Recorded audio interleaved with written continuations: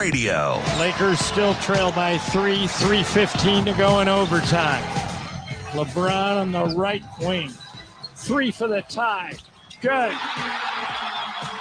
Into the front court, Jones, racing left side. Waits for his teammates. Flick to Wemby. Long three, Wembanyama. It's the Wemby 12. Step back, left wing, 3 over Achua. Perfecto! 53-44. And Steph with his 4th 3 of the game. He's got 17. Hoiberg for 3. And the loose ball tipped by Hoiberg for Wilcher. 2 Buckeyes going for that. Ends up being an extra possession and one. What a finish. Hoiberg around Bonner for Wilcher for 3. It's good. And here come the Huskers. It's not the prettiest thing you'll ever see, but it's effective with the points. Mast. Floor 3. Lawrence. Kick out. Gary rocks the rim.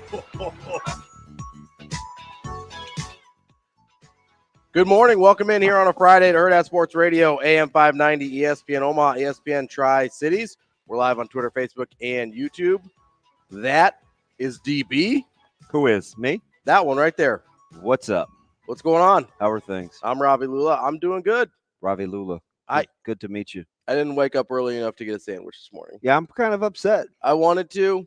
I'm not even gonna pretend like the eyes just weren't open. Even though it's not my business. Yep. And you're a grown up. Yep. And I have no business. I'm a grown up is debatable. But really in the judgment zone this morning. Sure. But I am highly disappointed that the crusty dude is still knocking off the crustables. You and me both. I'm just, that's not what I wanted to happen this morning. We didn't get there. We didn't get there. What is going on? Well, so my dogs woke me up at 4:00 in the morning. Okay. To go outside. Yeah. So weird. Air high five. Yeah. Buddha uncharacteristically was a 240 this morning. Yeah, I don't know what the deal was. I don't, So I do. Yeah, I do. We full moon or something. No, that ain't wet. We get a little lazy. Mm-hmm. By we, I'm gonna everybody. Okay, everybody, and we let them out a little early. Everybody, so we can go chill. Mm-hmm. I think you got to let them out about 8:40, 8:45 at the earliest if you want to give yourself a chance for an uninterrupted 5 a.m. wake up or 4:40. See, I was after that. Now these guys last night, it was around the 8 o'clock hour. Okay, I was out. I let mine out at about 9:30. And Buddha will let you know. Yeah, so he's the little rambunctious one. Doug does this thing where I don't know when he just started doing it, where he doesn't want to come back inside. How old is Douglas? He is 3.5. Oh, that's all. Yeah, God, he's big. He's a big boy. Yeah, man. He's a big boy. Mm. We call him the meat missile sometimes. He's just like a little because he goes so fast. He just gets like there are times where Buddha will come shooting up the back deck and just run in the house, and it's like we have a dining room table right there. You're in trouble, and somehow he always manages to dodge it.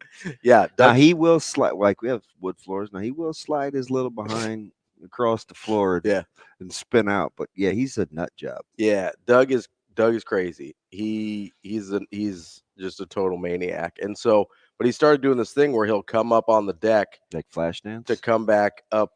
Could come back inside, and then as soon as you go to let him inside, he runs back down into the yard, and he just keeps doing that to the point where I have to lure him inside with. Oh yeah, see, I may punch my dog in the face. See, I'm not doing that. Well, it's like 4:00 in the morning, so I'm just trying to go back to bed. My dogs know, like I have a whistle, and it is of a particular style. Yeah, but the way that I trained them is to have a reward at the end of that. Whistle. We do the same thing. So they know, like we do the same thing. And you know how sometimes you just can't whistle? It's like you had a mouthful of saltines and you just can't quite get it out. I feel like a 3-year-old sometimes figuring it out. It's like you're like flow right out there. You're like, yeah, there's an ugly look on your face, but it's normal. Don't worry. But like the good ones where I get it out, like they know it's TREAT time. We do the same thing when I call them, they come inside, they get their treat. Like I don't I don't know what his deal is. Maybe you need to have some speaks with him. Pull him to the side. I might need to. Just be like, hey, Ravi would never do this to me. Yeah, I told you on TikTok. I saw. So it needs to be like a Doug. Come back. Come back, Doug. Come back. What? I wonder what that little dude is doing now. Because that had to be in the 40s or 50s. The little dude that played in that wasn't even Shane. Shane was the cowboy. The little dude come is on, Shane. The little dude is the kid that cried. He had the little gap in his teeth. I wonder where he is. That was a terrible haircut. I don't think he's around anymore. I was gonna say if it's 40s or 50s, there's a good chance he's. Well, I don't know. Is that when the movie was made? But I think I don't know what movie it is. I think he passed in like the 70s or something. Oh, so he died. Oh, so young. he was young. Yeah. Are you sure? You know, they say only the good die young. I don't know if that's true or not. That's a song. Who sings it? Only the good. It sounds like a Billy Joel. Yeah, that sounds about right. Is that right, Shane? Probably. Come on, man. You're all in on Don Henley. He certainly wasn't talking about his baby batter. Why the fuck is Shane walking in there? Old age. Yeah, that didn't die. Yeah, he. That's a choice. That's a choice. Tough hang, man. They're tough hang when you got energy. I can't imagine trying to have a kid when you're like 70. Yeah. Come on, man. What are we doing here? You should try it when you're 45. So I'm gonna pass on that. Sounds like somebody's speaking definitely in the abstract and not a very specific. This little girl's running around the house with her shirt around her head, singing a made-up song. Knowing good and well, the bubbles are ready, the bath is ready. The only question she could ask me is, Dad, why is there powder in the toilet? I don't know, Zoe. Get your little narrow behind in the bath. I think Zoe and Doug might be the same person. Listen, I'm just thankful that we're raising a little girl that enjoys her hygiene. Almost too much so. You've heard some of the morning. She's a little neurotic. Yeah. I wonder where that came but from. it's easy. It's easy to temper that down than it is to elevate. She takes a bath every morning. Seems totally out of character considering who her father is. Yep. She also gets it from her brothers. They're weird too. Well, I wonder where they got it from. Now that was intentional. 100%. Coming up on the show today, we've got kind of like not calling fouls. That was intentional. We'll get to that. I'm not going to get into that. Oh, we're gonna. You're not going to bait me. You want to bet? I'm not an official guy. I know. Coming up on the show today, we've got Mitch Sherman from The Athletic. Good. Glad Mitch could switch. We've got Mike Sautter at 8:30. Weird time for him today because he's got state basketball. He's a busy man these next couple weeks. I talked to him already this morning. And he only said 4 expletives. He woke up full of vinegar. It sounded why are we cussing so early? I don't know. Like nothing real. I mean, unless you had. Well, that's a great question, Ravi Lulla. That's very specific. It's very funny. Coming up at 8:45, we've got the head basketball coach of your Creighton Blue Jays, Greg McDermott. He will be joining us, so that'll be fun. They've got senior day tomorrow against Marquette. And then we will wrap up the show, as we always do, with one Matt Verol, former Husker and owner of One Paisan's Pizzeria. All right, let's get into Nebraska, Ohio State. No, I don't want to. You don't want to talk about the game at all? No. They lost. No poop. Well, just I don't know what you may do here. Fudge. Get a nice little haircut and get your ears lowered. Get the man bun in full effect. You're feeling a little testosterone this morning? Yes, nothing makes me feel more testosterone than the man bun, DB. Are you just like at wit's end what to do with it? No, so here's the thing. I'm going to have to shave my head sooner rather than later. Like, the hairline's receding. I'm aware. I don't need, I know, right? So I'm just holding on to it for as long as I can. As soon as it gets to a point where I'm like, don't like this anymore, it's just all going. Just going to Wilson Phillips that thing all the way. Hold on for one more day. I know that there is hair, but you... No, I'm just... Yeah, no, as soon as it gets to the point where I'm like, as things getting to the point where it's receding too much, we're just going to shave it off and call it a day. Yeah. Until then, we're rocking the man bun. So I know who we can hold responsible. Hang on. like Sloopy, not Snoopy, right? Sloopy. Hang on, Sloopy. Sloopy, hang on. Yeah, I was 49 years old when I figured that out. Thanks for ruining it for me. How did I ruin it? I corrected you. That's what friends do. Trying to keep you accountable. 100%. You and Jacob Padilla. Hey, so somebody's got to keep you in line. So I blame Brian Edwards.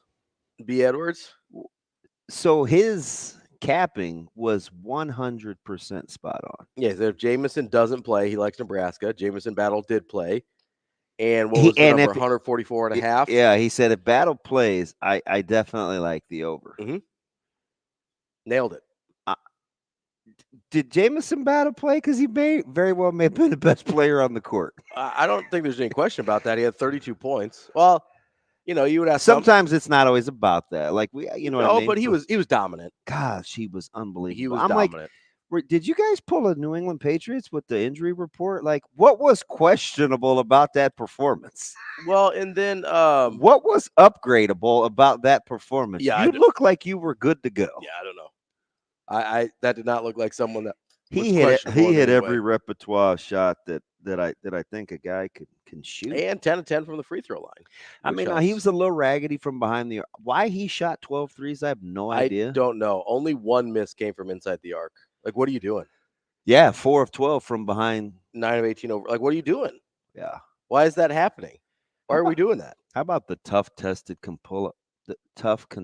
pull-up he hit in the lane to kind of, I don't know if there was about to be a run, but it was it felt like the dagger. It felt like there was kind of a last chance of momentum for Nebraska.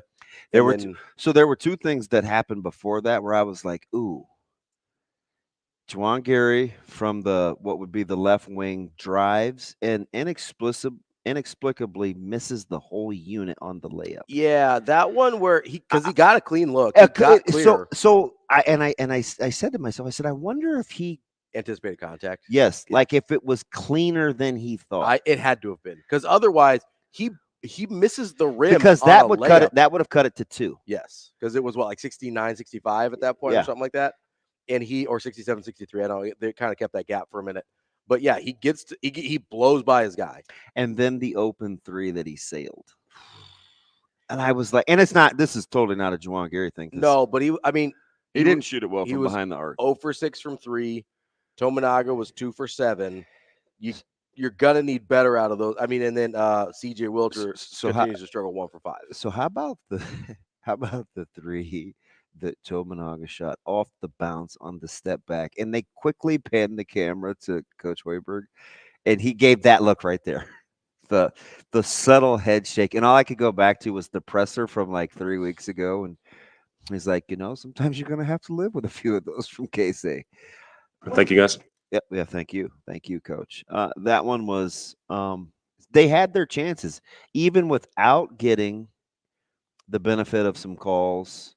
And not getting to the charity stripe. No, they had, and that's their like Nebraska gets to the foul line. They had 8 total free throw attempts, just for comparison's sake. Ohio State had 28 free throw attempts, which is more. It is more. By a margin. Yeah. Hold on. Let me do some quick maths here. It's important. I mean, most of those guys think it's easy. So 8 is 20 fewer than 28. Mm-hmm. I haven't taken math in a while, but I'm pretty sure that's right. I don't need to get the calculator. And you do the fancy math too with a bunch of letters and not numbers. Right? I used to. Yeah. Okay. I don't. These are just basic numbers. Are you sure you can handle it? Well, I'm pretty sure. I think that one's right. I think 8 is 20 fewer than 28. Bless, please, my dear Aunt Sally. Which brackets, parentheses. How does it go again? What's the order of operation? Bracket, parentheses, multiplication, division, subtraction, addition. Bless, please, my dear Aunt Sally. Yeah. Or addition, subtraction, doesn't matter. Okay. I mean, they're the same. I remember that. I don't remember the teacher that taught me that. Yeah. But she did say, and she was older. I do remember. I can see her face vividly. Bless, please, my dear Aunt Sally. And I was like, are people still named that? Even in the early 90s? There weren't a lot of Sallys. Sally Fields. I mean, there were Fields and Struthers, but yeah, they're pretty old. Yeah, they're getting there. So, I mean, I know you don't want to talk about officials. No, it's fine. It's part of the conversation. It's part of the conversation. So, did you think there was, like, obviously there's a free throw differential there, right? Mm-hmm. Watching it live without looking at the numbers, did you feel like the game was being called strangely or unevenly? So that's the thing. I didn't either. So I didn't notice it until I was on Twitter and started seeing people say, "Hey, man, they're getting a lot of free throws," and they were. I mean, Ohio State was getting a lot of free throws. I thought Nebraska was fouling quite a bit, and I didn't think they were forcing the issue on the offensive end the way they tend to. Yeah, full disclosure. I did not use my – so I got home. I had just gotten home from West Side, and the game was tipping. Mm-hmm. And they're in the middle of trying to get dinner ready. I'd done some pre-stuff before I left, but, like, there's that, okay, got to get this together. Mm-hmm. And you can't have your phones at the dinner table. So, like, being on my phone wasn't a thing until probably with about 8 or 9 to go in the third, because I'm also trying to figure out if I'm laughing or mad at people that paid for Flow Baseball when it's only like it's not very advantageous anymore without softball. With Nebraska only has, I think, 1 or none games left, and softball used to use it, but it doesn't anymore. So I was just wondering about the $30 subscription, but I didn't want to poke fun. I just was kind of enjoying that and seeing why Nebraska was had one run at the time with a guy that was throwing about 80 miles an hour. But so then I got on social media. They came back and won, so all good. Yeah, I mean, that's a gutty, pretty dramatic. Down 5-1, bottom of the ninth. Yeah, I don't know what quad COC will be in eventually. I think it's a good baseball program. Yeah, I don't know how they are this year specifically. Maybe a 3, quad 3, maybe. Chance for 2? Yeah, quad 2? I think so. All right. So anyway, so that's when I got on social media, and then that's when the foul. That's when the foul stuff started to creep in my head. And to be fair, that is a big differential. I don't know what to tell you there. I didn't just at eyeball test. I didn't look at it and say something feels off here. What did you think happened when it was like 25-20 and Ohio State kind of has that burst where they take control of the game after being down 5? Do you remember, not to be all specific about one thing, but there was this sequence of things that happened where I felt like that's when Ohio State got in the rhythm. Yeah, I don't know, because I thought that Nebraska responded to that okay, because then they took a lead back again before halftime, before they were down three at half. So I don't know, I felt like that kind of happened a few times in the first half. Obviously, Ohio State kind of spurts out, Nebraska figures things out for a little bit, and then it's at that 25-20 point. Ohio State has their kind of little bit of a run. I thought that was just kind of how the game was going. I didn't look at it and say, they figured something out necessarily. I really didn't expect the second half to go much different. And for the most part, I didn't think it did. I mean, you were kind of throwing back and forth. Ohio State took a little bit of control, but they weren't up by more than a couple possessions for most of that second half. How good was Sean Means' business with his call on Devin Royal? Remember, he was talking about, don't let the nickname throw you. It's just Sean Means, our guy that covers Ohio State yesterday. Oh, Steven Means. Okay, yeah. You're like, Sean. Yeah, sorry, I was confused. Sean Steven. Yeah, Sean Stevens. No. He had some timely putbacks in keeping the ball alive, and I was like, this son of a gun, because I don't think he played a ton of minutes to have. Have gone 4 whatever it was, 4 or 6. 21. Oh, that's more than I thought. Okay, so that's more than I would have thought. I thought he was in there a little bit. Yeah. Yeah. I did not. It was, he was. I was too busy mesmerized by Battle's off the ball movement. And then how they just sometimes let him pound it. Yeah. And kind of ISO him. Almost like, who's this dude think he is? Julius Randle? Maybe it's the left-handed 30. I don't know, but. There's a little Julius. And especially with the taking away too many threes, a lot of Julius Randle to this game. I don't know, but if he comes back healthy, then Knicks will be all right. They'll be fine. They didn't look very good last night. No, I didn't even think the Warriors looked very good last night. But doesn't matter. Right now, you're just trying to stack dubs. Oh, 100%. Yeah. It was. Although I will say, I know we don't talk a lot of association here, but. I might have to revisit my Jonathan Kuminga position. From what to what? I hated him. So I remember vividly. This was just a few weeks ago when we were talking about the trade via text. Yeah. And I was like, I would have taken the Kuminga in the package and the ask. Yeah. And you could have had Christian Wood. We could have made the money work. Mm-hmm. I didn't get this, and you did kind of say, well, I didn't think Kuminga was going to be a good pro. And I knew you hated when he got drafted. I hated when he got drafted. And listen, he's a good player. He's turned into a really good player. My issue with him when he got drafted was, and I still have this issue, I think the Warriors organization tried to go too galaxy brain on him here and be like, well, we can have this core and they'll win titles. And then by the time they're retiring, we'll have Poole. Shane, do we have the Star Trek theme in there? That was always a good one. Well, maybe. That means no. I mean, that's a no. And then they're like, well, then we could have Wiseman and Poole and Kuminga and Moody, and we'll win more championships with them. I was like, hey, here's an idea. You have a top 10 player of all time right now. Just win as many championships as you can with Steph Curry. Every time I see Strack up there as a golfer, I think Martin Strack, a former Pittsburgh Penguin. That's the thing that frustrated me the most. So a lot of it's not as much about Kuminga as it is about the front office, to be fair. Yeah, so like he is he sort of is the personification of my frustration with the front office. But I will say he has been he's turned into a really good player. At least she's shown me enough to think that he could be a really good player. I don't know that there's a consistency out there yet, but he's at least useful now. Whereas before, I was like, you can't even use this guy. I can kind of spin this back to Nebraska and Ohio State. Let's do it. Golden State does shoot threes. Real time watching that game. What did you think Ohio State was better from behind the arc than they were? It sort of felt like it. Did you think that they were better from the floor than they were? Ooh, yeah, probably. Did they seem better than whatever it was, 23 or 54? Yeah, so they were. That was right. That's right, right? It's 20. So 42.5%. It seemed better than that. I agree. I would have guessed that they were in the high 40s. It's why I'm always amazed. Like, you can tell when people just look at box scores, and you can tell because there are these times where you'll pit the box score against what you actually see. Yeah, and it's like, that doesn't.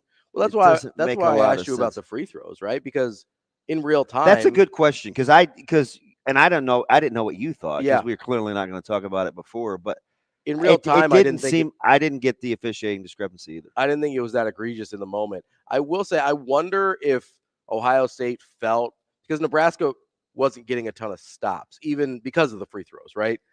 Even when Ohio State wasn't making shots, because they were still putting points on the board. A lot of times, for me at least, it can feel like they're more efficient offensively than they are, at least from the field.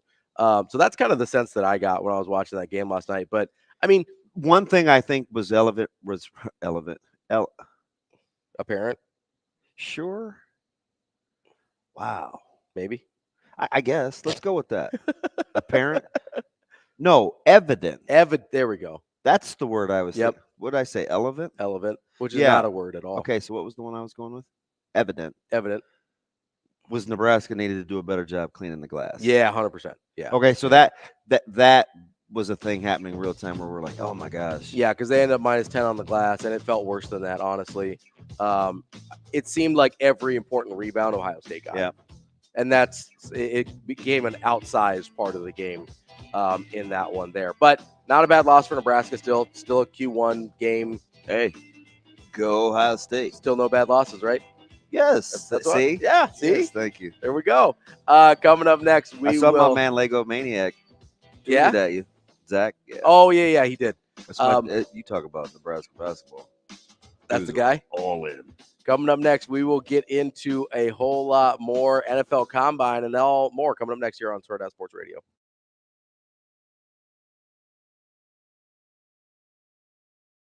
We will be back.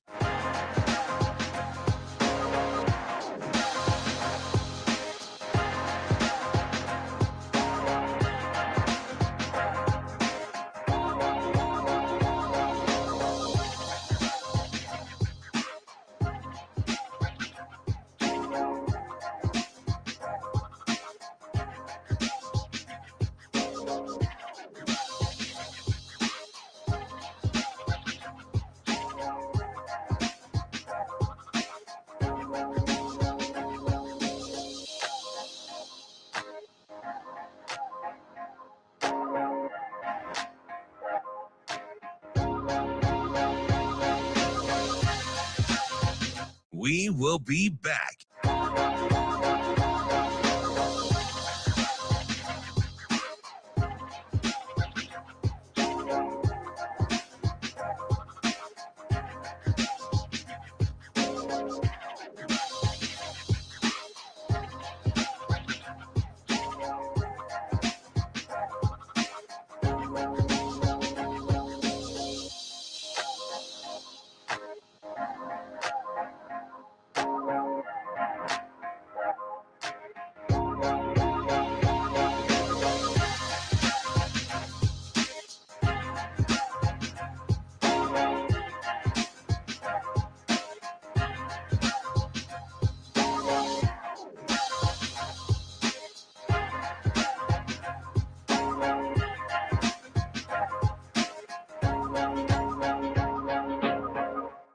will be back.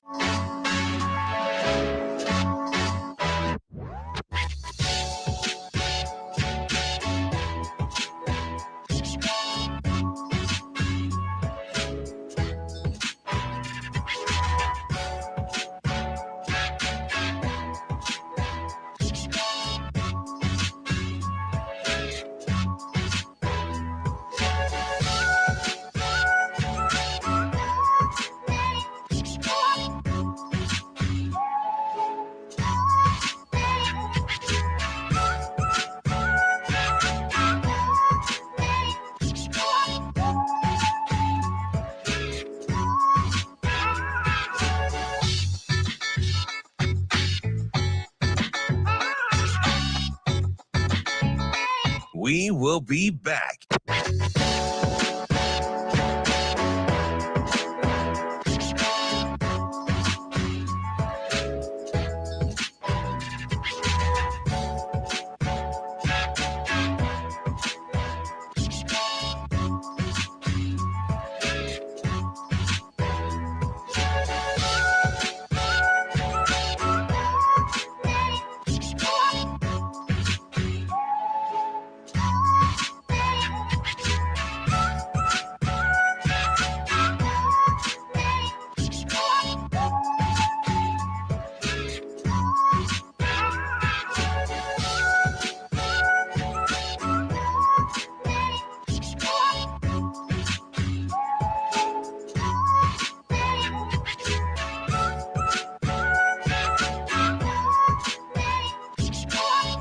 We will be back.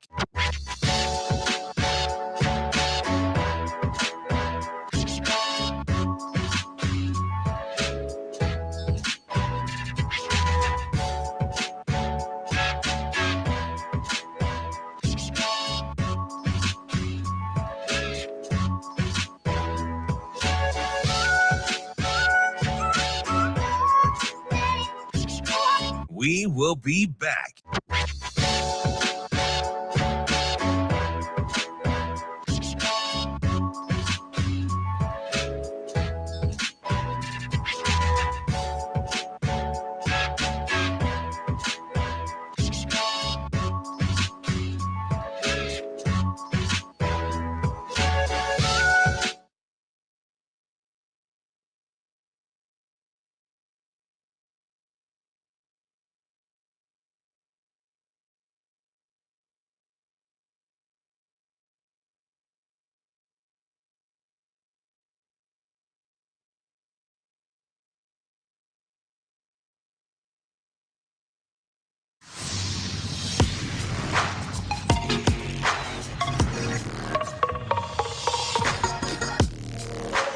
You're listening to Hurrdat Sports Radio.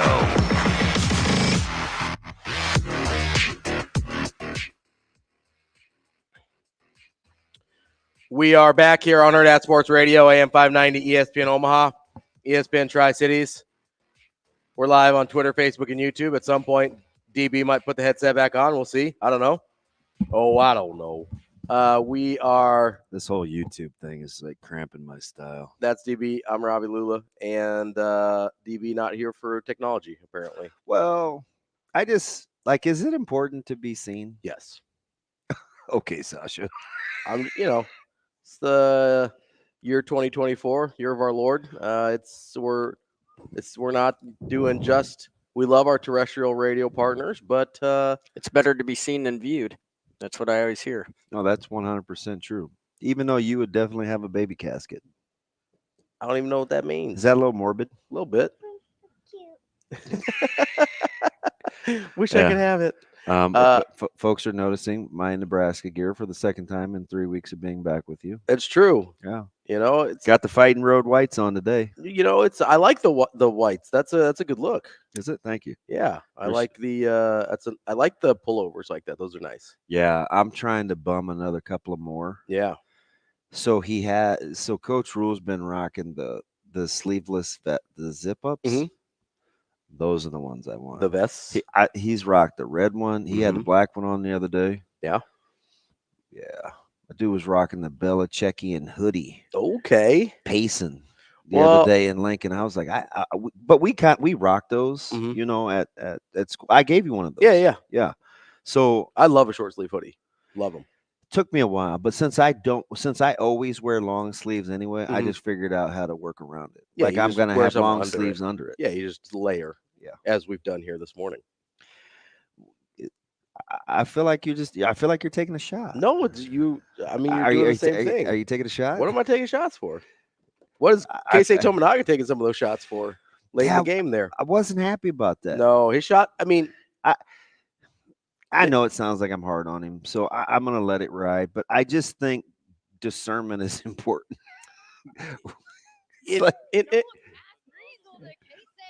In all areas of life, but especially in shot selection, which is ironic coming from me because I didn't have a lot of that as a basketball player.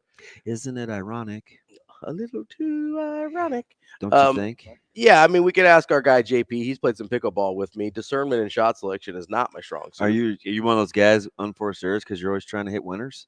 Not unforced errors, but it's going up. Yeah. I mean, I don't think I'm. Well, I don't want to say that. Yeah, I put some shots up. Yeah, that's all I'm there for. Let it rain. I'm pretty good at fouling. I'm a good fouler. Yeah. That's about it. That's my skill set. Interesting. I can shoot and I can foul. Kind of what was happening to Nebraska. A little bit. I think the 50-50 balls thing was kind of bugging me a little bit, though. Because now that I think about it off air, because I don't like to talk about how games are going if we're going to talk about it later. On air. Yeah. So I think the 50-50 thing and the rebounds really was bugging me. But how about my man Cole? J. Cole? Actually, a sneaky good lyricist. Don't love the music. But he's good with his lyrics. But no, it's not Cole. It's Corey, who told me on the stream that my man from College of Charleston was only pumping in 73, 74. I said 80. Yeah. Maybe I was being generous. Yeah. 73, 74 is not good for a Division I college pitcher. That's very bad. That's like it's not good for high school. That's fair also. Your version, unless that's your straight change or something. Your version on like knuckleball territory in low 70s. Yeah. I mean, really. I guess I should have paid closer attention.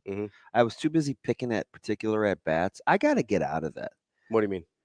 Like sometimes I can I can get in the weeds with like sort of fixate on something. Certain things that happen during the course of a game, like ooh, if that at bat had been a little bit better, okay, or Drew Carey, like what do you? Drew Carey, Dylan Carey, like what do you like?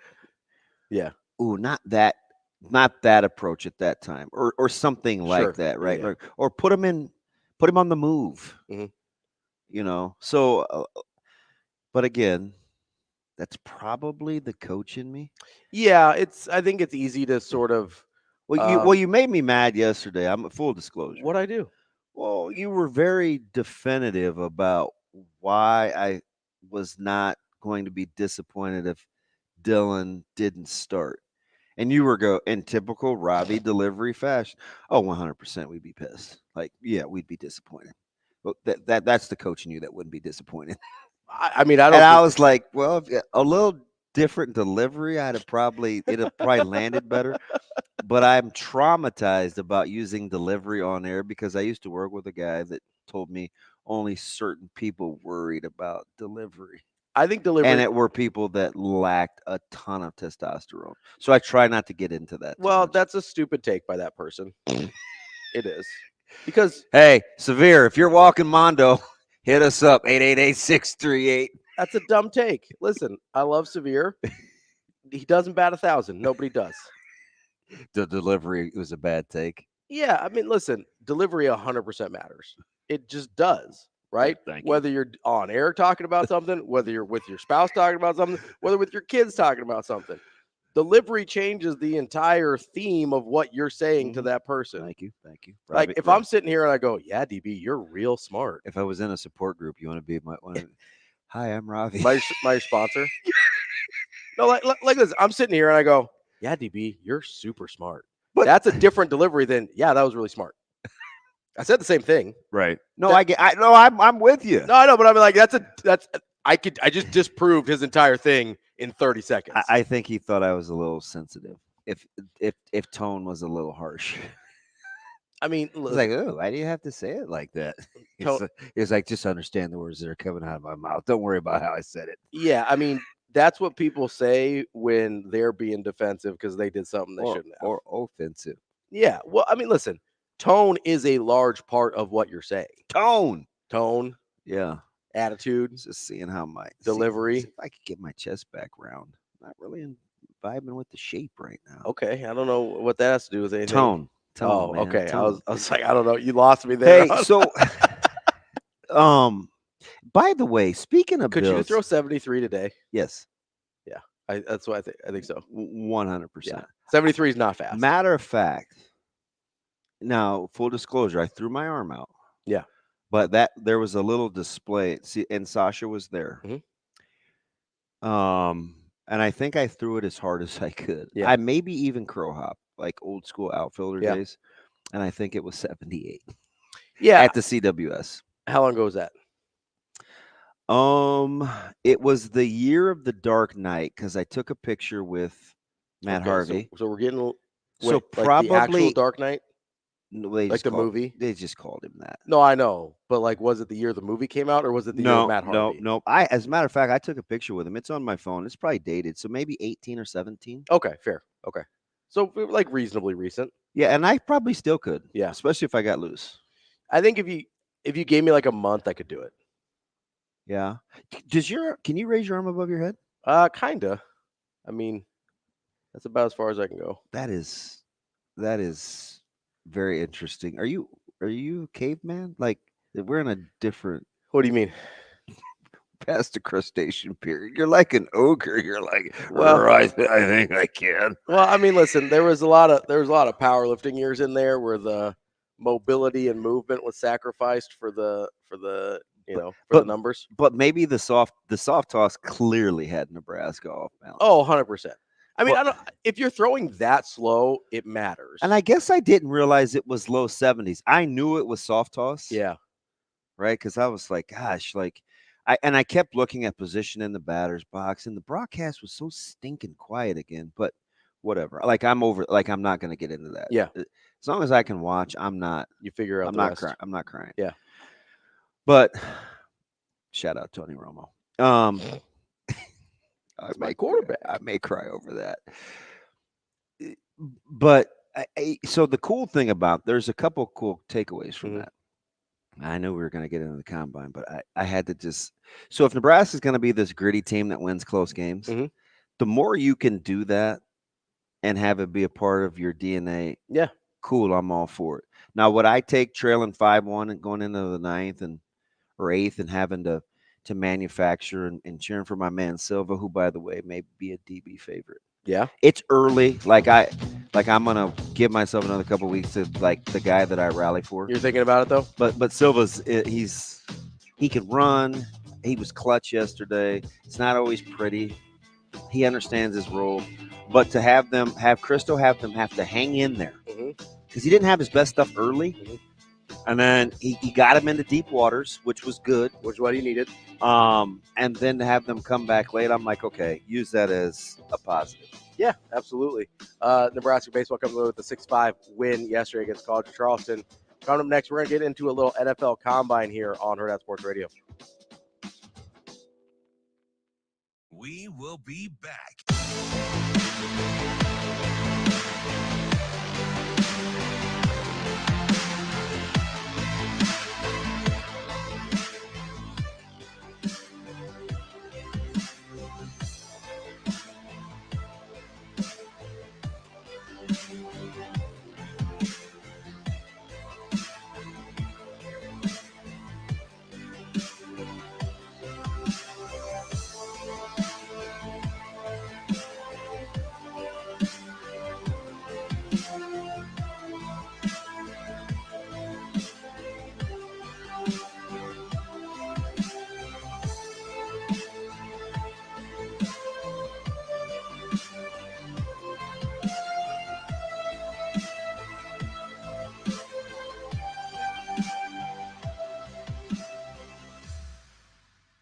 We will be back.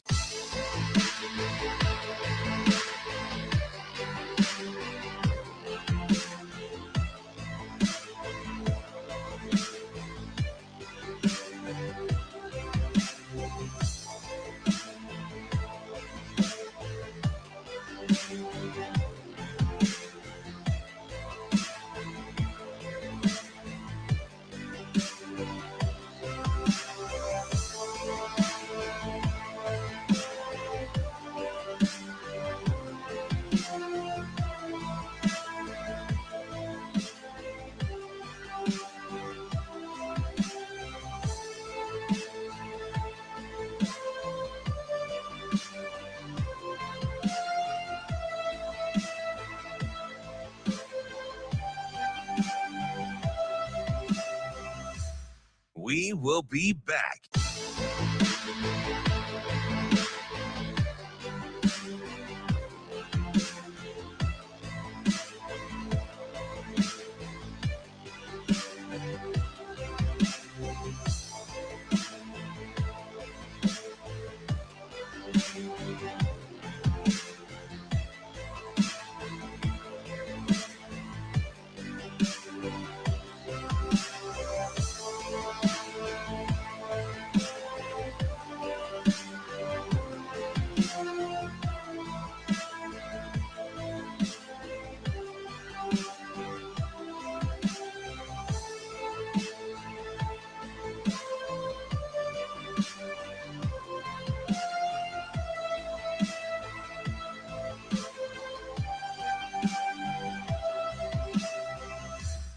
We will be back.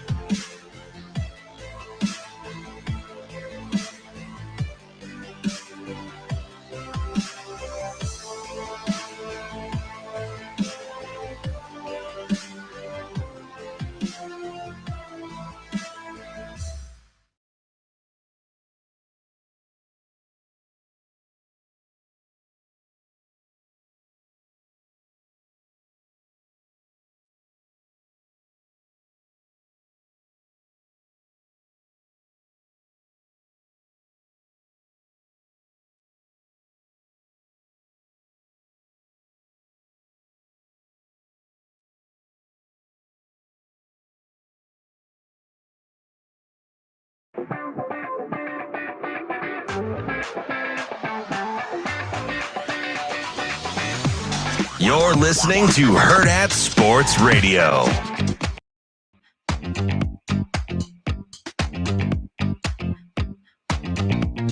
We're wrapping up hour number 1 here on Hurrdat Sports Radio, AM 590, ESPN Omaha, ESPN Tri-Cities. Why are you encouraging TK? Dude, because that's funny. On the YouTube stream, you can get us on Twitter, Facebook, and YouTube. That's DBM Ravi, Lulla. It's contributing to this delinquency. Our guy TK goes, I want to shout out Filipowski for his bravery in playing yesterday or 2 days ago. To come back from such a devastating injury is an inspiration to us all. Represents Duke well. I actually do think it is very representative of Duke, how that whole situation played out. You're a Carolina guy. You can't disagree. Come on. I'm not. Listen, until we play them at down the stretch here next week, I reserve all judgment. Not saying anything.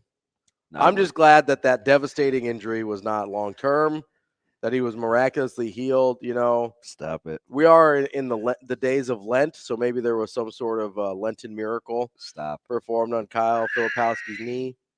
Flip, as the kids like to call him. I'm not gonna call him that. My man.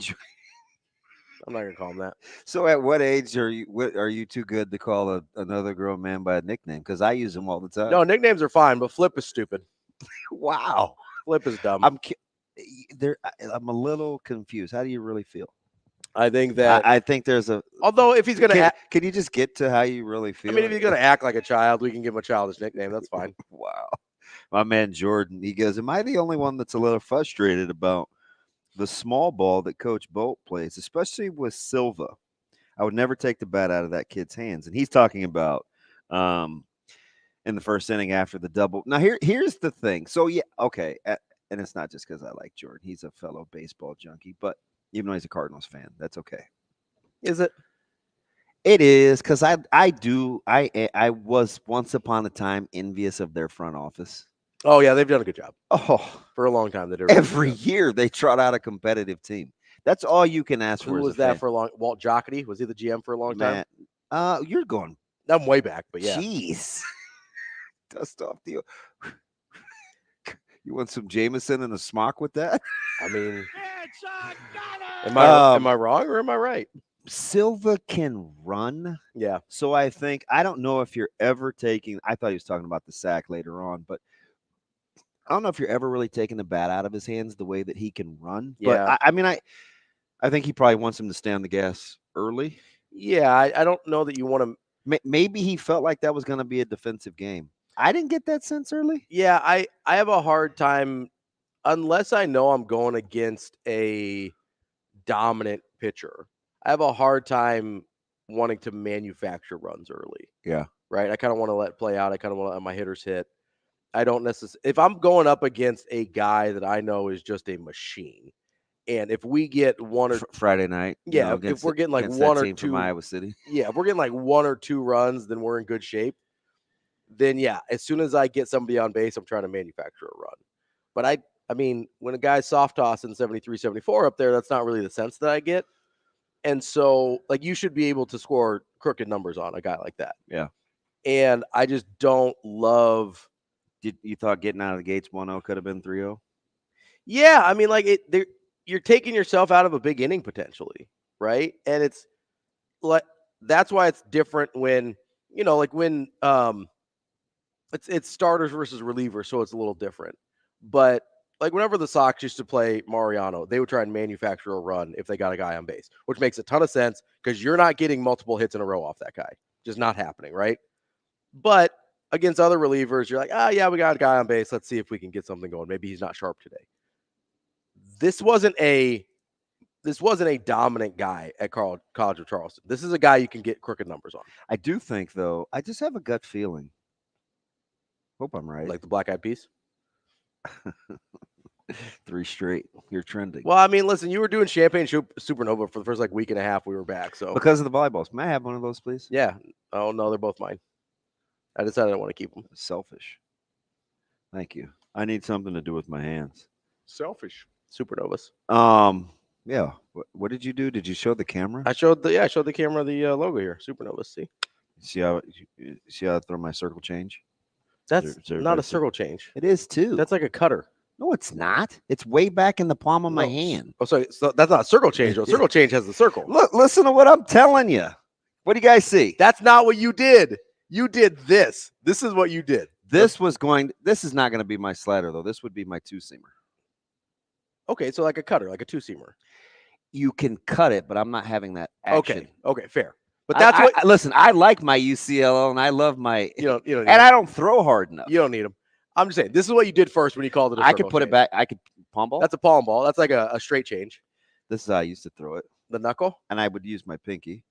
This is like terrible radio. I was a full knuckle change guy. My circle change was good. Yeah. Yeah. And you break what when you had like that 11.4 ERA? Well, listen. How in the Who cares about stats? Should have thrown it more. So the playing for stuff early, I don't know. I just think I just have the weird feeling that if they can get a series victory, we'll look back at this as a good series. As a good series. 100%. This is less opponent dependent and more my baseball philosophy in general. I'm not a huge fan of trying to manufacture runs. We used to cheer for guys like Mike Greenwell. I mean, what else? You don't have a choice. Mike Greenwell's a little before my time. Okay. A little. Like right before. Like Mo Vaughn is kind of where I start. That's I mean, same philosophy. Left-hander, short porch, like. Okay, but that's not manufacturing runs. I know that's kind of more monster ball. Yeah, that's what I'm more. I grew up in like mid to late 90s, early 2000s baseball, both in college and the pros. That's a shame. Like I'm talking about. That's a shame. Home run balls here, right? Yeah. Crooked numbers, put up big innings, So like it might be a me problem. That's fine. I'll recognize that. But unless the guy's dominant, I just don't understand the point of, or unless you look at your lineup and you're like, we're not very good. The game is vastly different than the one that I grew up loving, but I still love the way that it's played. And that's fine. I was watching West Side yesterday, and I was just thinking, I'm like, gosh, would we have ever, like, what would our practices have looked like? And granted, various where you are in the season matters, and it's early. Yeah. So things are different. But the only thing I can really remember outside of hitting indoors off of pitching machines with wiffle balls is almost all situational baseball. And it's like, and listen, situational baseball is very important, but not so much anymore. Well, it can be, especially in high school and college. Depends on who you are, and more so in high school and college than it is in the league, right? But I still think you have to pick your situations correctly, right? Because you'll cost yourself games if you're not good at situational baseball. You can. Yeah, I'm vibing. I don't want to nitpick. I think like it's the philosophy is vastly different. It is, but I don't know that early against College of Charleston against a guy that's not a dominant pitcher. Oh, you're going back to Jordan. If you like your lineup, yeah. I don't know that that's the time that I personally. I just don't think Nebraska is going to be a great offensive team. That's fine, and I think if that's the case, then that's fine. I mean, look what they're missing from last year. I get that, but we talked to Michael Bruns a couple weeks ago where he's like, "Yeah, you're missing the two top guys. You might have better lineup depth than you had before, though." No, I don't know if I believe that either. Okay, that's fair. I mean, and it was early, so I'm not taking him to task, and he was having an opinion early without seeing anything. Sure. Yet. On paper, I could see that, but I don't know if they have as much. This is weird, like versatility. They have some guys that can do some different things within the lineup, right? Mm-hmm. So you're like, duh, that's versatility. But I don't think they can. I don't think they can play like shop at the gap, right? I think they're going to be more. They're going to be more situational. Like, do we have sales? Like, I just don't see them going like. They can't score in as many ways. In as big a bunches. Okay. I mean, that's fair. Now, granted, we just saw a 4-run ninth. Yeah, but it took, the throwing error helped. It did. Absolutely. So, like, I don't know. It's early. Yeah. But I just don't know if they have as much versatility with pop. I mean, that's fair. If that's how you view the lineup, then trying to manufacture runs really makes more sense. Yeah. I come from a money ball type. And they have a couple of good hitters that are not seeing it real well right now. I come from a money ball type background where I don't like giving away outs. Like, I have a really hard time, unless the situation really dictates it, giving away outs. And so that's where I get into a little bit of philosophical dilemma, giving away or trying to manufacture runs, because manufacturing runs almost always means giving away outs. And I come from things sort of like I went, growing up in Moneyball, and then I kind of go into a financial background. Like, outs are the commodity that you have in baseball. That's the only thing you have. And so you don't want to give away your most valuable asset in baseball. Yeah. That's where I struggle. And listen, there's times to do it. There's times where it makes sense. But I'm a lot more selective about it than other people are. I remember since we're still on baseball, there was a stretch where I was meeting a couple of friends on the internet, like my buddy Aaron Sim and this other guy, Derek Martin. D-Mart is in radio now. He's over in Iowa. Yeah, I know Derek. Yeah. So good. But like I went to his wedding. Oh, really? Yes. I've never actually met him in person, but he's had me on the show a bunch. Like, small world, right? Yeah. We're still like boys to this day. And we got into a knockdown, drag out, as much as you can message board argument. Yeah. Over productive outs. Yeah. And strikeouts versus hitting into double plays. Because he's a big WAR guy and he loves analytics. Like, he and the other guy from the other channel show that we like, and the as a friend. Yeah. Would get along great. The guy with the red. Can I make you an argument? Red panda. Can I make you an argument that I don't want to give away outs, but if I'm getting an out anyway, I'd rather have a productive one than a strikeout? I'll never. I mean, this went on for like 2 months. Can I have the best of both worlds? And it started because he hates Derek Jeter. Mitch Sherman coming up next on Hurrdat Sports Radio. We will be back.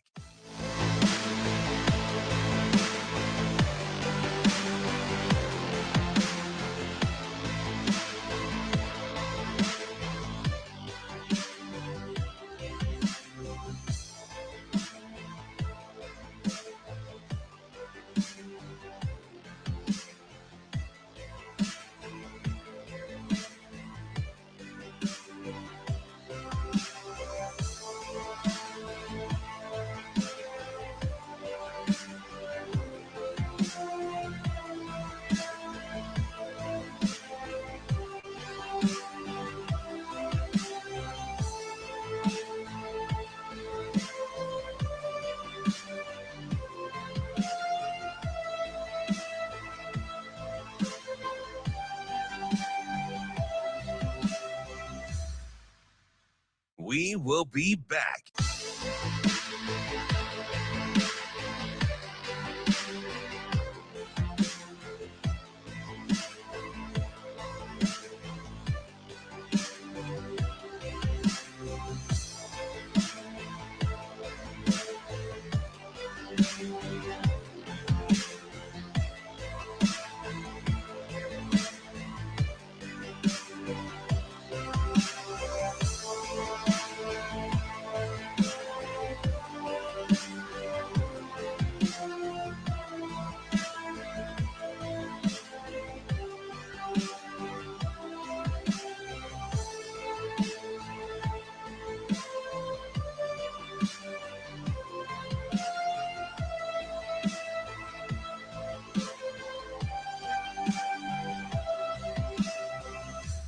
We will be back.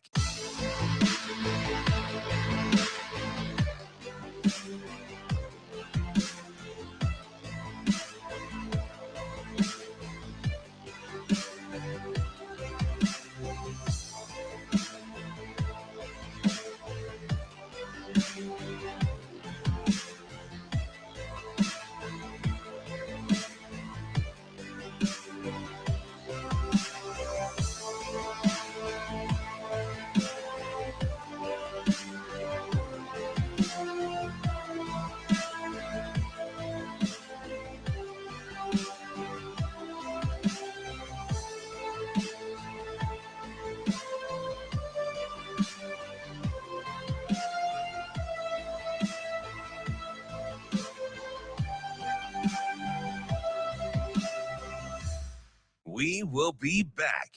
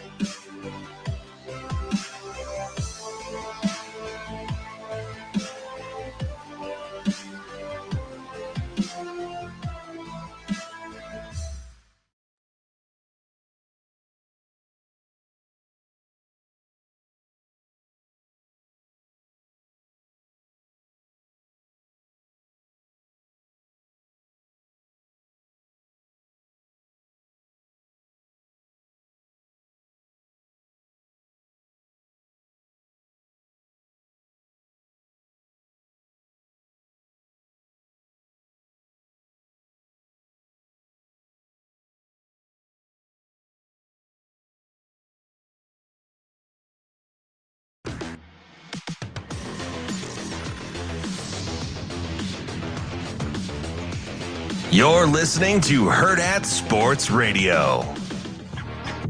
Now, gas station coffee enthusiast and Nebraska writer for The Athletic, Mitch Sherman. It's great to see you. It's been since a cold day in the corner of Memorial Stadium. Mitch Sherman. I wrote that down because I'm going to use it in life. Mitch Sherman.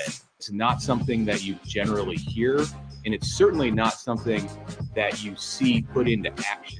Mitch Sherman. It's a lot more rare than you might think that they actually say it in the way that he says it and then go do it. Here is Mitch Sherman.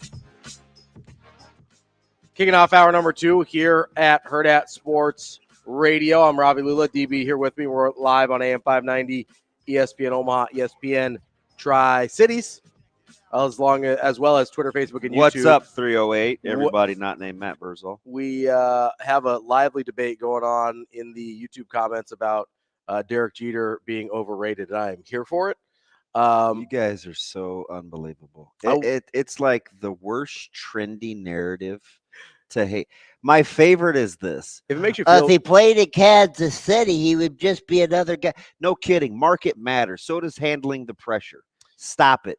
If it makes you feel any better, I've disliked Derek Jeter for well over 25 years at this point. So it's laughable. You guys are going to try to tell me this guy's not a top 5 shortstop of all time. I'm limited range into the hole. Oh, yep.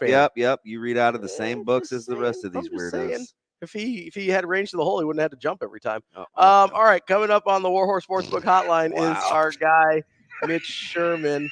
Mitch, how are you this morning? Fudge. I'm good. I'm just choking on some coffee here. Listen, Mitch, I apologize. He's going to try to light this fuse and move on. It's just one of the dumbest discussions. You may not think Derek Jeter is the best, the greatest, but to say he's not top 5, 6 shortstops of all time is ludicrous. It's ludicrous. And don't give me the market thing. Okay? Hey, what about runs saved? What about okay. Okay, guys. I'm just saying he's like a career 800 OPS guy now. Like, here we go. Not that impressed. Here we go. Not that impressive. Yeah. You take Tatis and I'll win. Mitch, how are you this morning? All right. Am I back? Yeah. We're off to a solid start here. You love baseball? I'm curious. I got tears coming down out of this eye because I took a sip of coffee and it went down the wrong.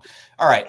Yeah, he's one of the top 5 or 6 greatest shortstops of all time. And I put into my consideration just the fact that he won championships. And sure, that's got a lot to do with the organization that he was a part of, but he was the leader of that group, right? I mean, he was the guy that was driving them to the championships. He was the one who was making the incredible plays and shoveling the ball to the catcher on the relay throw. So, the ultimate gamer, ultimate competitor. I think whatever team he was a part of would have been successful within reason. And I think top 5 or 6 is like probably a disservice to Derek Jeter. He's top 2 or 3. So if Jeremy Giambi learns how to slide, we're not having this conversation. Somebody with some sense. But I've liked Mitch. I mean, I don't care about the stats too much, but the stats are still good with him. Right. The stats are fine. Oh my God. Yeah, 3,000 hits, right? Yeah. He's a compiler. Congratulations. He was pretty good for a really long time. What does that even mean? Like the compiler. I played for a long time, had a ton of success. Let's just discredit him for that. Let's go. He had a medium amount of success for a very long time. Yeah, Derek Jeter and modicum amount of success. Those things go together. Just a lot of blasphemy going on because I'm starting to get more and more fired up about this discussion. It's just popular to hate on him to be clear, I only hate him because I'm a Red Sox fan. Okay. I'm not going to actually sit here and be like, I don't think Derek Jeter is very good. But it's fun because I know it bothers DB. So I have no reason to like him as a Royals fan. But I mean, I can't help but respect the guy. I mean, he's the ultimate. It's the ultimate respect. Like Derek Jeter, he's got the meme with the respect, right? With the kid and the hat. Yeah, right. He's that might be the best moment of Derek Jeter's career, though. Honestly, if we're being honest. Mitch, I'm almost afraid to. I'm gonna ask you because you're smart, right? But I'm afraid this could dominate your segment, and there's a lot of things I want to get to. But I want to talk big picture here with the playoff expansion and kind of these power conferences emerging. And Phil, you can stop me at any time. You can disagree, agree, and maybe I'm hearing what I want to hear, right? But for 2 years now, Trev has talked about positioning themselves in the Big Ten, right? Payouts, structure, wanting to be a valuable commodity.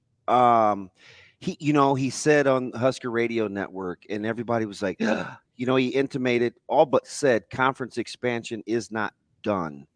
What he's tried to do with NIL and whether it goes in-house or not.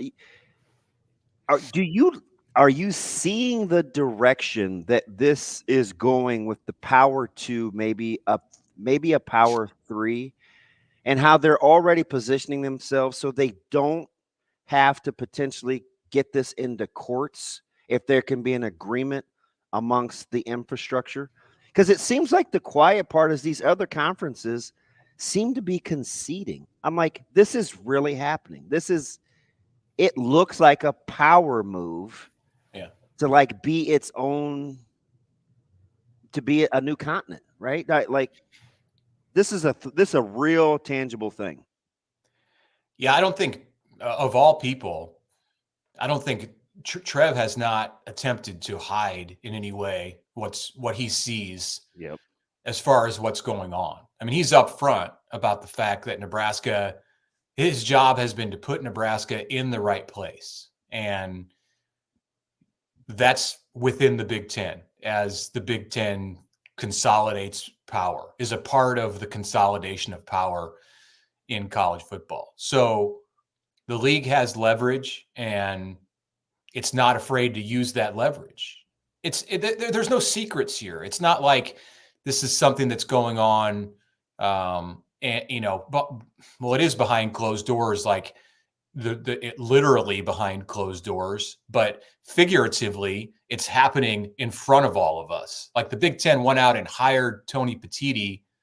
There was no secret there. Like they're hiring Tony Petitti because he's been an executive in television and has more experience than anyone they're going to get in that spot to be able to position the Big Ten to just make more money and earn more money and gain more power and then put its schools, the presidents of these schools who chose him so he could sit at the negotiating table and position the Big Ten to be the most powerful conference in college sports, or one of the two most powerful conferences in college sports with the SEC, and partner with the SEC to basically bully everyone into doing what the Big Ten wants and what suits the Big Ten the best. So I guess I don't mind the fact that they're just upfront about it. Like, this is what's happening. I mean, I don't think anybody should act like it's a surprise that the Big Ten and the SEC are using the leverage that everyone has known and has seen for years now that they are gathering. We're talking with Mitch Sherman from The Athletic. Mitch, so I mean, the threat here, right, is that the Big Ten and SEC just goes off on their own, right? And that they take their money with them, and the ACC and Big 12 are better off having a smaller piece of the pie than being cut out completely, right? Like that's the leverage play they're threatening. Yeah, the leverage is that they can do whatever they want because they have so much authority and so much power, and they can just declare that they're forming an alliance and that the powers in college football will have to listen to them because they've got so many of the name brands within their group. So whether that is a threat that they're going to go off on their own, or it's just a threat that they're going to make everybody come along for the ride and keep them along, but say, okay, well, you don't get the first round buys, or you don't get the same amount of automatic bids, or whatever other criteria they decide to come up with down the road that keeps schools that aren't in the Big Ten and the SEC at arm's length. I suppose that's the threat. I don't know that it means they're going to go off and form a separate chapter, a separate group, and exclude everyone else.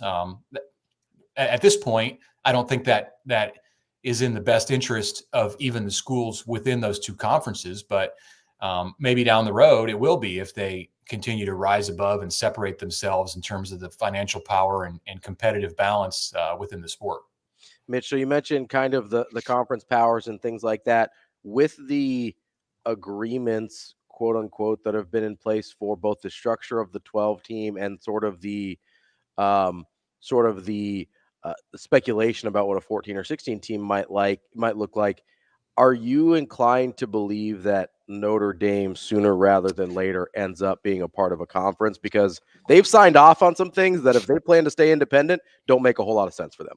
I think that's part of the leverage. And that's part of the leverage that the power play that these two conferences are embarking on right now is, there's a number of things that they're trying to get done. And, Petiti and Greg Sankey can go into a closed session and discuss, what are their priorities. And one of those priorities is to make Notre Dame come on board.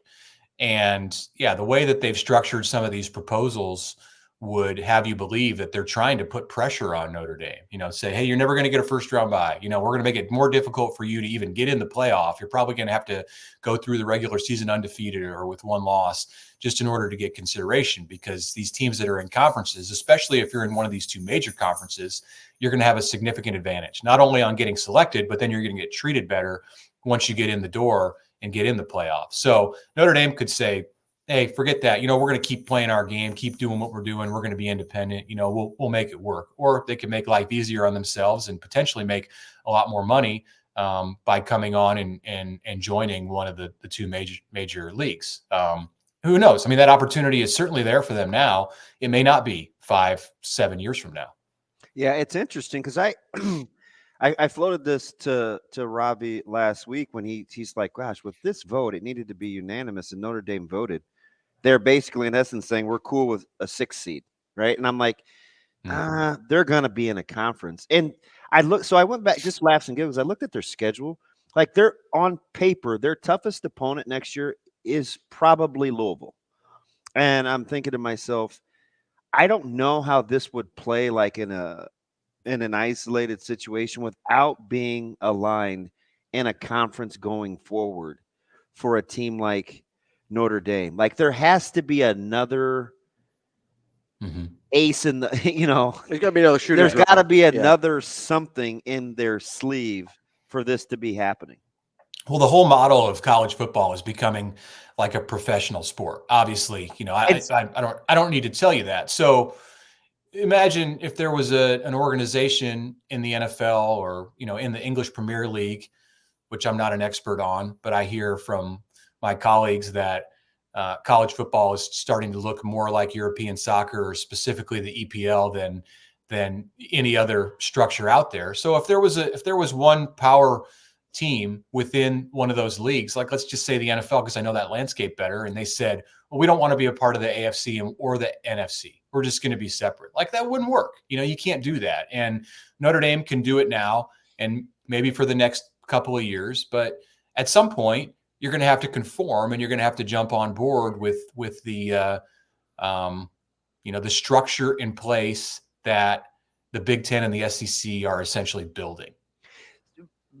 Okay, that's good. So going forward, let's say obviously this is right. It's unfolding right between our eyes. Are the individual schools within the conference going to have to figure out how they're going to play their other respective sports, or are all sports going to be in the deal across the board with this philosophy? I think ultimately football is just a different setup. I could see, and this is just how I see it today. It could be completely wrong in 3 years or 5 years, but I don't think it's best for basketball and all the other sports to follow the lead of football and follow this model. What works for football doesn't necessarily work for the other sports. And we're definitely already seeing that with the way that conference expansion and realignment has worked. It doesn't work best for field hockey when Stanford is in the ACC, or even when Oregon is in the Big Ten, or when West Virginia is in the Big 12.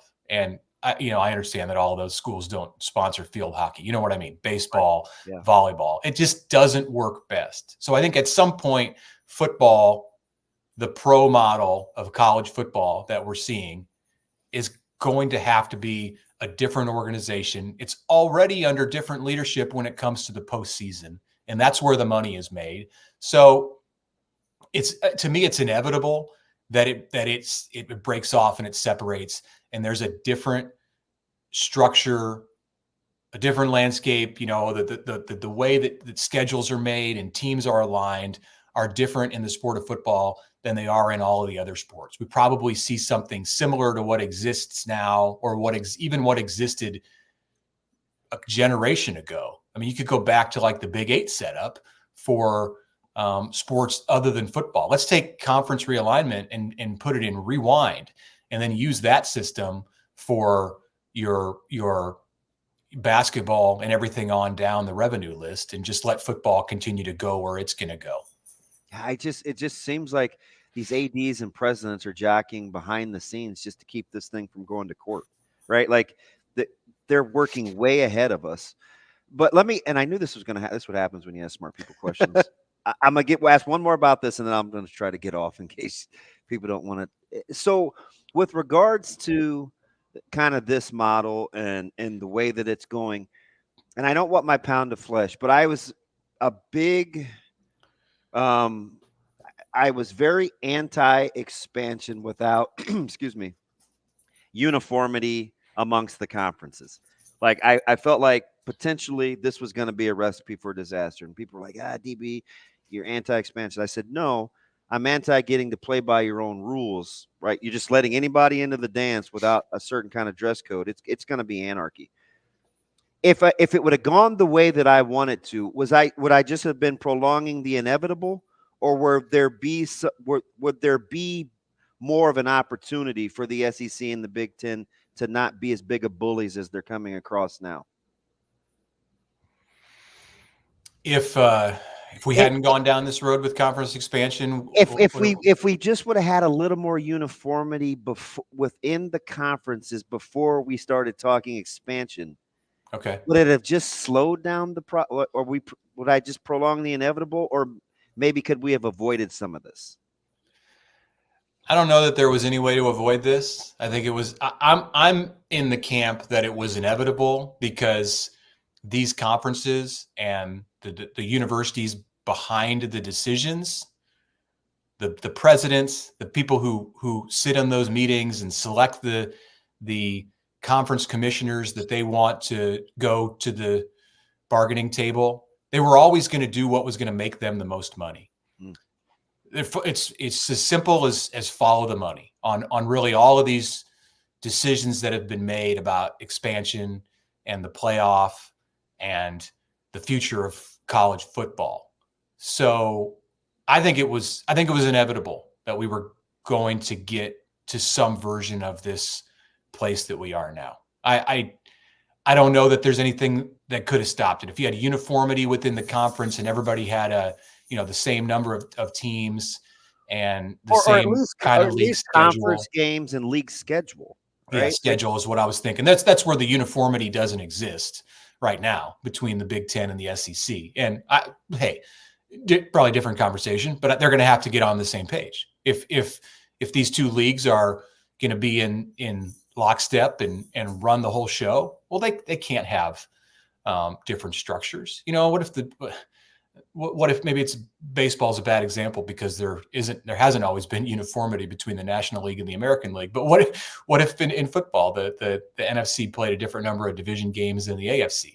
It doesn't really make a lot of sense. I think whenever the next time arrives, though, you're right, because that is why the DH is right. And I started to say baseball, and then I realized that was going to sound. But that's pretty good. That's I mean, that's the equivalent of what we're dealing with here. And look, it's gone now. So they had to eventually go to uniformity in baseball. I think it'll happen a lot sooner. We're not going to go down a road where the opposite of uniformity exists in college football for nearly as long as it did in Major League Baseball. We're talking with Mitch Sherman of The Athletic. Got a few minutes left here with you, Mitch.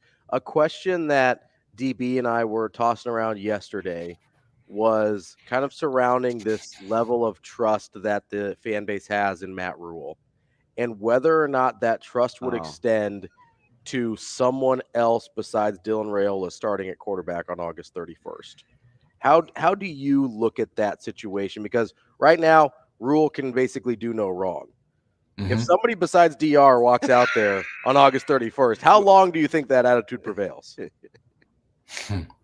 As long as they stay undefeated. Yeah, that's fair. I mean, that's the answer, but it depends it's what also, it looks like, right? Yeah, it's right. It's also, what does it look like, and who is that quarterback? Is that quarterback in the program right now? Because then you have to ask yourself, well, what was the scenario that led to someone other than Dylan Raiola being the starting quarterback in week 1? Is it because of an injury? What happened? And if it's something out of your control, like an injury, then you have to adjust. And, maybe Nebraska would have to look in the portal. And if you find a guy there, then okay. And, I think I could see the fan base still having confidence in the coach to work with what he has. But it would be a different feeling. It'd be a different vibe around Lincoln if that were to happen. On a much larger scale, like similar to what's going on with Ronda Ravel and Nebraska softball. That's the kind of excitement that exists for Nebraska football with Dylan Raiola. It's like he's the, Jordy Ball. In Dylan Raiola. There's some parallels there. Imagine if Dylan, got hurt one series into the first game of the year, and just what a giant letdown that would be. And I understand that, one of these two athletes is way more accomplished at the college level than the other, but that doesn't change the fact that the fandom is fandom. Similar amount of hype exists around both of them. So, Mitch, could you just knock on some wood there when you I say did. that? I got it right here. I tapped on my head because, and what prompted the question was, it's like, well, we say we trust him. So what if something But do we really? But do we really? Yeah. Because I said, I don't know. I don't know if that would move my Interesting. needle if Raiola didn't start and Ravi immediately goes, well, that's the coach, and because the fan base would be pissed. Oh, the fan base would lose their minds, right? Like fan base would lose. Well, I thought we said we trusted it. Well, we like if they just prompted the question. Like let's say Heinrich Harburger or Danny Kaler wins the job, just beat him out, wins the job. I think that would shake the confidence of Husker Nation a little bit. Like what have we been talking about? What have we been losing our minds over for the last 16 months when it comes to Dylan Raiola? If he's not actually the guy to go out there and take the first snap, it would take an adjustment of attitude. But again, it's all going to come down to what it looks like on the field. Mitch, your range never, ever, ever disappoints. That's Mitch Sherman from The Athletic. Mitch, we appreciate it as always. And, I'm sure we can get into your Derek Jeter apologism later. Stop it. But we appreciate your time. Get him, Mitch. Thanks, guys. That's Mitch Sherman from The Athletic. Coming up next, we're going to talk to Mike Sautter here on Hurrdat Sports Radio.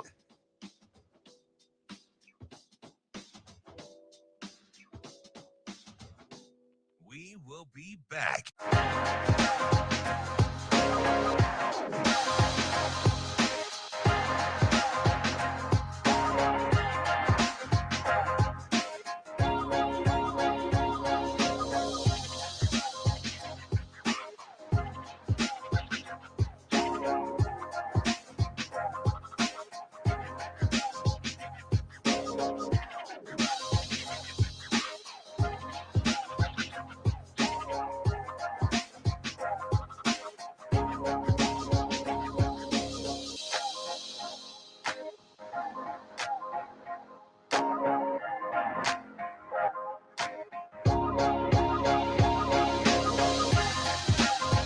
We will be back.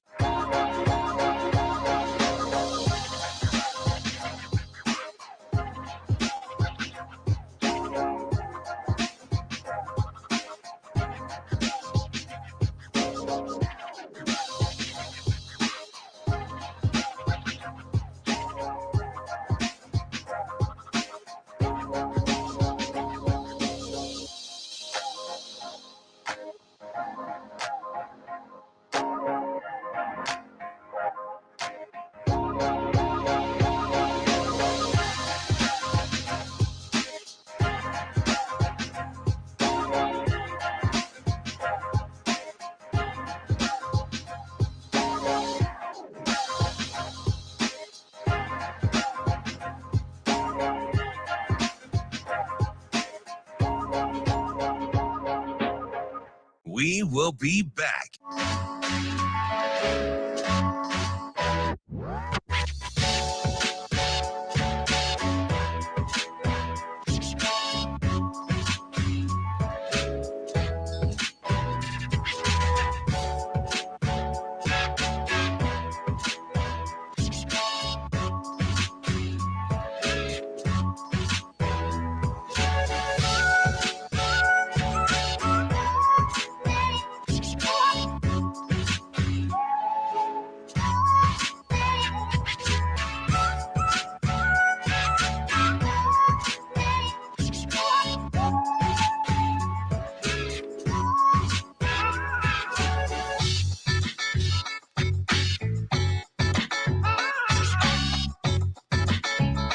We will be back.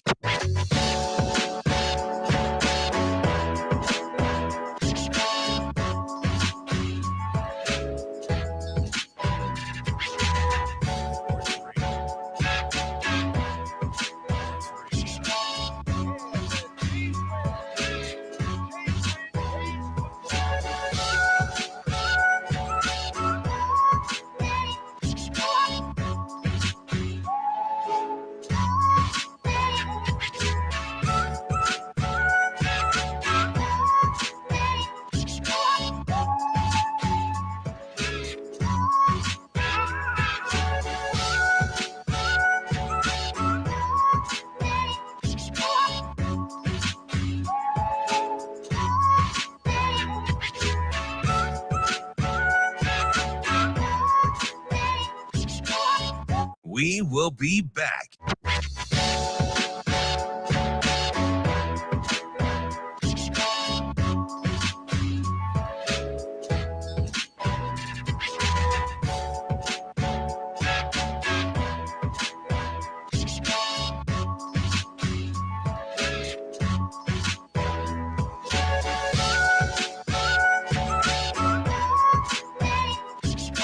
We will be back.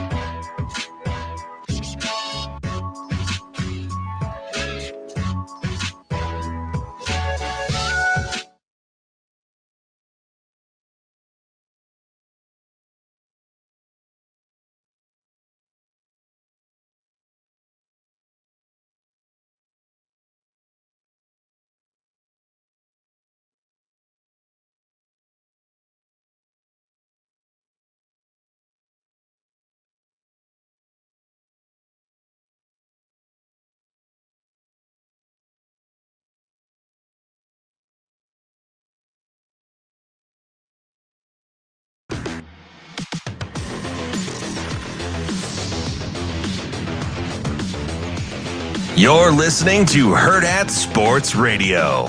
Oh, yeah, no doubt, no doubt. Mike Sautter. Yeah. Mike Sautter. Oh, man, you're going to put me on the spot. Mike Sautter.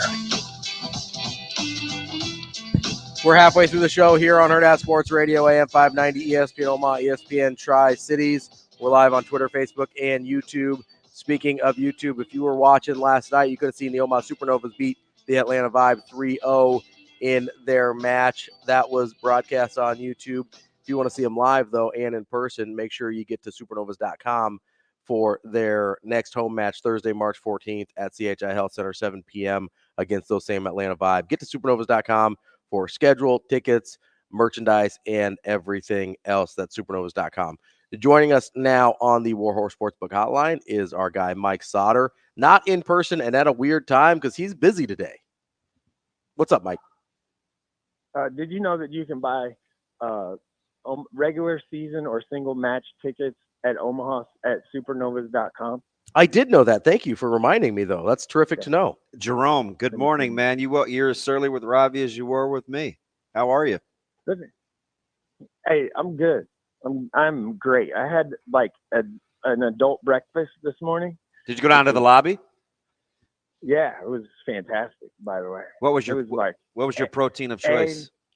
Eggs and sausage links and breakfast potatoes, coffee, orange juice, water.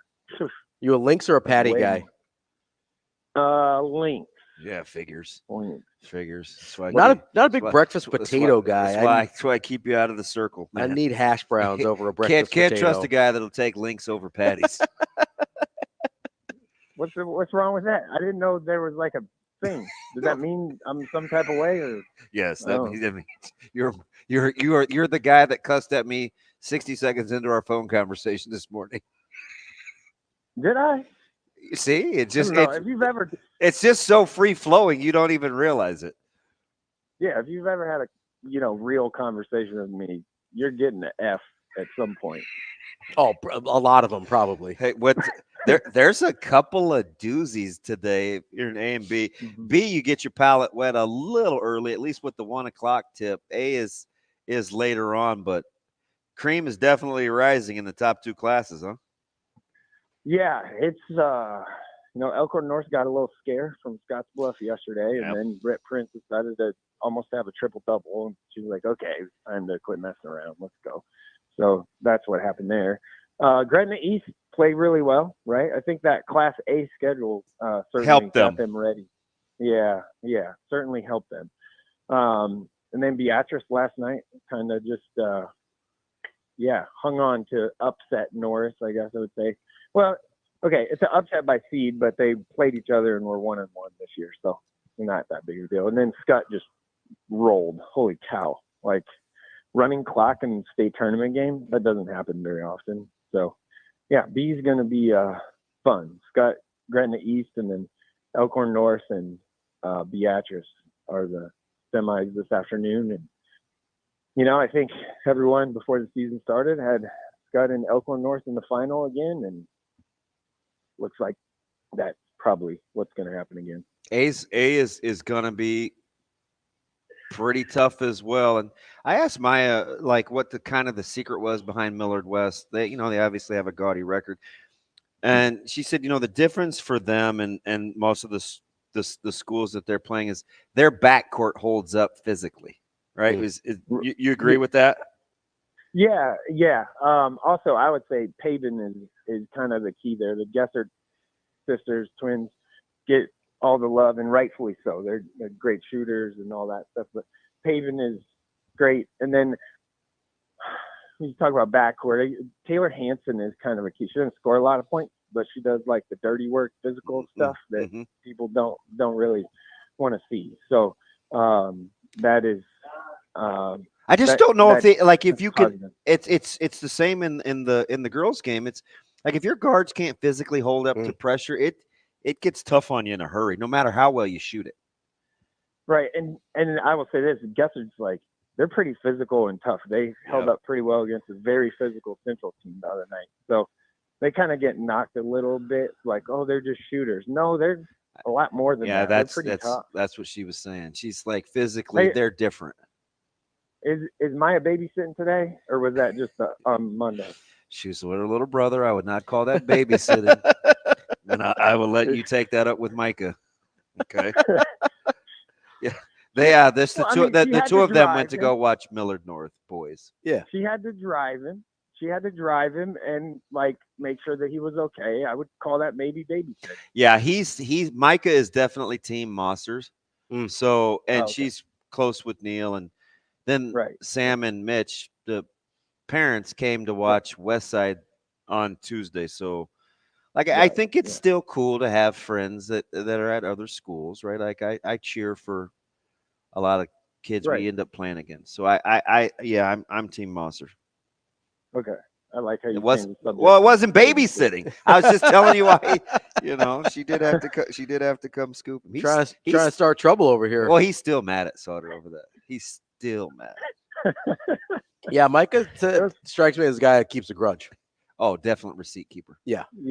Hey, when Ravi, when I told him when they were together, I looked at Maya and I said, "Hey, you babysitting?" Micah gave me the biggest death stare.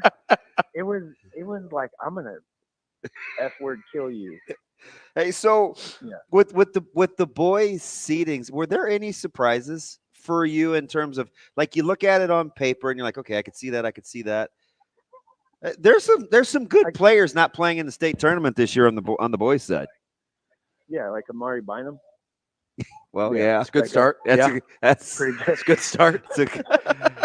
But is basketball that's interesting, right? So is basketball a sport where one or two guys and should be able to carry? Because I think it's hard to win with scout. No, yeah, it's not. And also their draw, like when you talk about Bryant, they had that bump in the road this year, right? In the middle of the year. Their guard play was just not good. So I was going to say not great. No, it really was not good. Like flat out not good enough at all. So, that doesn't quite get it done. I know you look at A and Prep gets in as a wild card. That's pretty dangerous, right? I don't know if I want to play them first round. And Gretna gets in that game. Let me tell you, that game on Tuesday night in Gretna was probably one of the best high school atmospheres. And you're talking about Kearney and all that. Yeah, in Kearney. Yeah, Gretna Kearney game. That it was tremendous. The respect from both teams. They have a sweet environment. It's they have a great open. The bleachers are crazy because they're extremely steep, right? Like if you blink, you could you're gonna fall. Slip and bust your hand wide open at Kearney. So move around with your own call at your own call. No, it is very it's steep, man.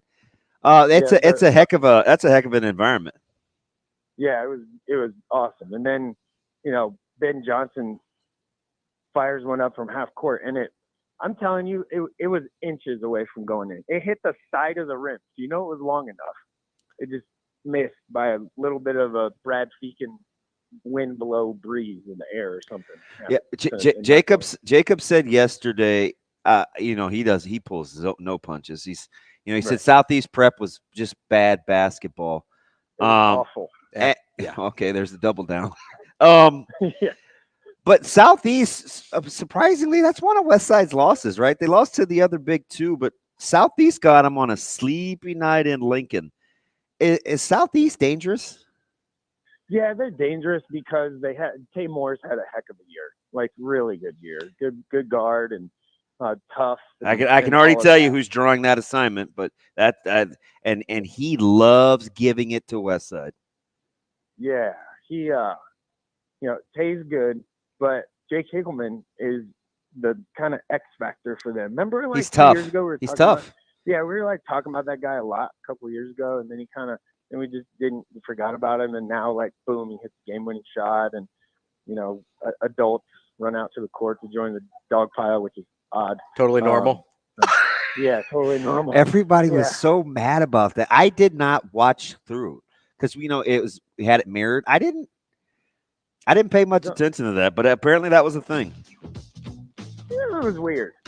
It was really weird. Better or worse than dogpiling directly on the opponent's bench? And let me tell you, the self-control those prep kids had, oh man, a lot of places someone's getting kicked in the head. As a 17-year-old, I would not have been emotionally mature enough. Hilkeman, he's going to let you know too. To do something like to deal with that. Sautter, we appreciate it. Have fun in Lincoln, and we'll talk to you next week. Hopefully, we can get you for a little bit longer as you navigate the boys' schedule next week. Be safe with any court storming, okay? Yeah. All right. Bye. Thoughts and prayers from Kyle Filipowski to Mike Sautter. Wow. We will be back.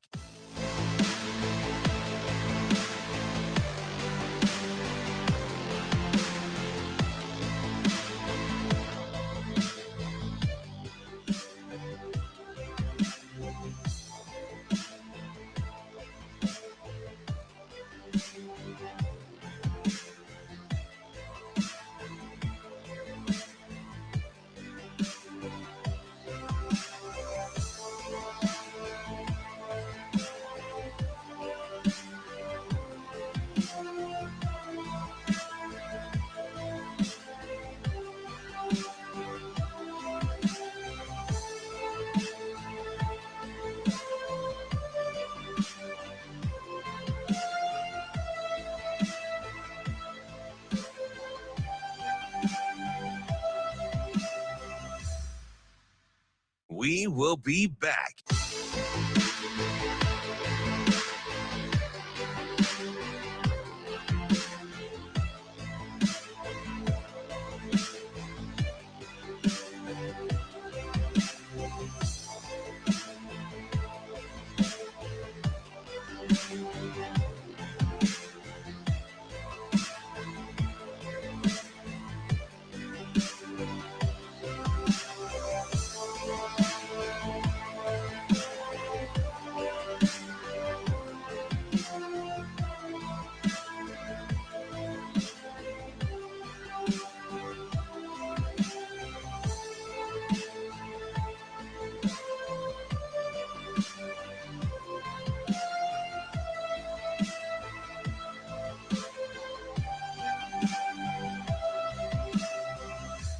We will be back.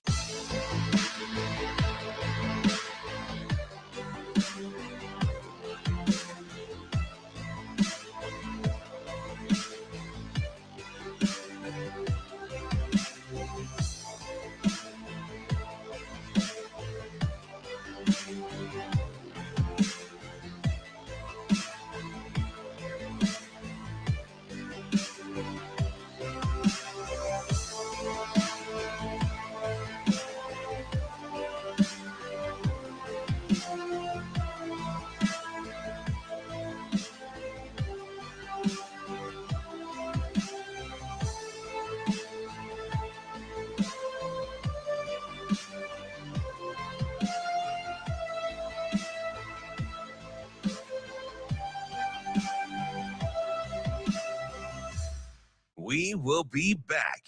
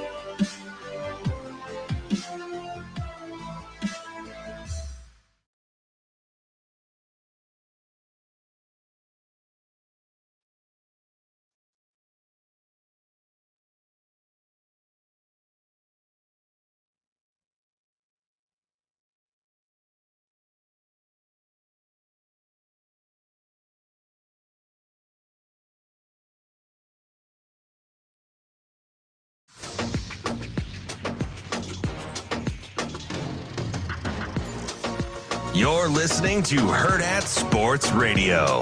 And the Jays win. Jays win. Jays win. 85-64, a dominating effort tonight as they sweep the Seton Hall Pirates. Final in Omaha, Blue Jays 85, Pirates 64. As we wrap up hour number 2 here on Hurrdat Sports Radio, AM 590 ESPN Omaha, ESPN Tri-Cities. That's DB. I'm Ravi Lulla. We are joined now on the Warhorse Sportsbook Hotline by your head coach of the Creighton men's basketball team, Greg McDermott. Coach, how are you this morning? I'm doing good. Good morning, guys. Coach, how are you? I got to start by saying thank you. You and your team signed a lot of gear that's going to be used in my niece's music bingo auction on Sunday, man. So I and Byron and Jill and the rest of the family, we really appreciate you being clutch, man. You're a man of your word. I appreciate it. Yeah, I'm happy to help. Coach, let's start off here. You know, there's obviously tomorrow's senior night, right? And so you've got some guys walking, some guys not that are, you know, you've got a lot of guys with opportunities to either come back or go. I know you've been through this a lot, whether it's going all the way back to Doug or, you know, Tyshawn and Marcus and everybody in between, or even the guys last year. How much has that conversation with those guys changed in the light of the fact that it's not, hey, you can either go make money or you can stay in school. It's, hey, you can maybe stay in school and make some money or see what the next part of your life holds. How much has that conversation changed between you and those guys as they're trying to make those decisions? Yeah, I mean those conversations happen after the season, not during. It's the last thing I want him thinking about right now. I want him to enjoy the rest of the season. I want him to prepare to play, the best version of Creighton basketball. So, we've never had an underclassman speak.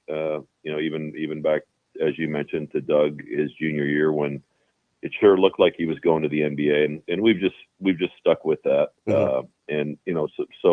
Tomorrow, Bello and Baylor and Kalk, we'll address the crowd, and then when the season's over, for Trey and Ryan, we'll help them the best we can through that process, and in the end, they'll make a decision that they think is in their best interest. Coach, it's interesting. You seem always so even keeled, but does one situation play to your strengths more than the other with your personality? Do you like the team that's kind of being hunted? Do you like being the hunters? Do you like kind of the more mature team that you brought back? Everybody's got some unique challenges when you have goals in mind. Is there a style that plays to your demeanor one way more than another? We've really been the hunted now for the last 2 years. Yeah. 3 years ago when R2 and Trey and Art were freshmen and Ryan Hawkins came in and Kalk was moving into his sophomore year. That team was, I don't know what we were picked 8th or 9th in the league, and they really did a great job and played their best basketball at the end. But really since then, for the most part, outside of a couple of hiccups here and there, we've pretty much been ranked in the top 25 for the last 2 years. So you're always hunted, and it takes maturity to understand how to deal with that. And I think last year's team, when we hit the skids with that 6-game losing streak, I think we learned a lot about ourselves and about preparation and how you're going to get everyone's best shot. And I think that's really helped the leadership of this team. We really haven't had a sustained period where we haven't played well this year. There's been bumps in the road like there has been for almost every team in the country. But the leadership of Trey and Baylor and Kalk and now Stephen Ashworth has been outstanding. And we like to approach, as you said, I think even keel's the best way in sports. You don't want to rely on emotion to get the job done. You have to rely on execution. And anytime emotion gets in the way of that, then you're asking for trouble. So that's why we as coaches and players, we can't overreact to a loss. And fans and media want to do that, and they think the sky's falling. What the heck happened? It happens in sports. And by the same token, we're not going to pat ourselves on the back very long when we have a great win, because the next game is in front of you.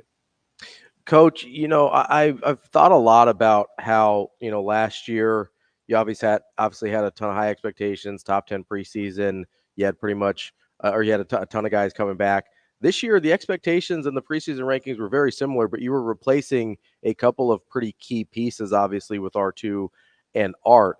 Internally, how much work did you think you needed to do from where people thought you were to where you knew you ended up wanting to be? You don't know what you don't know.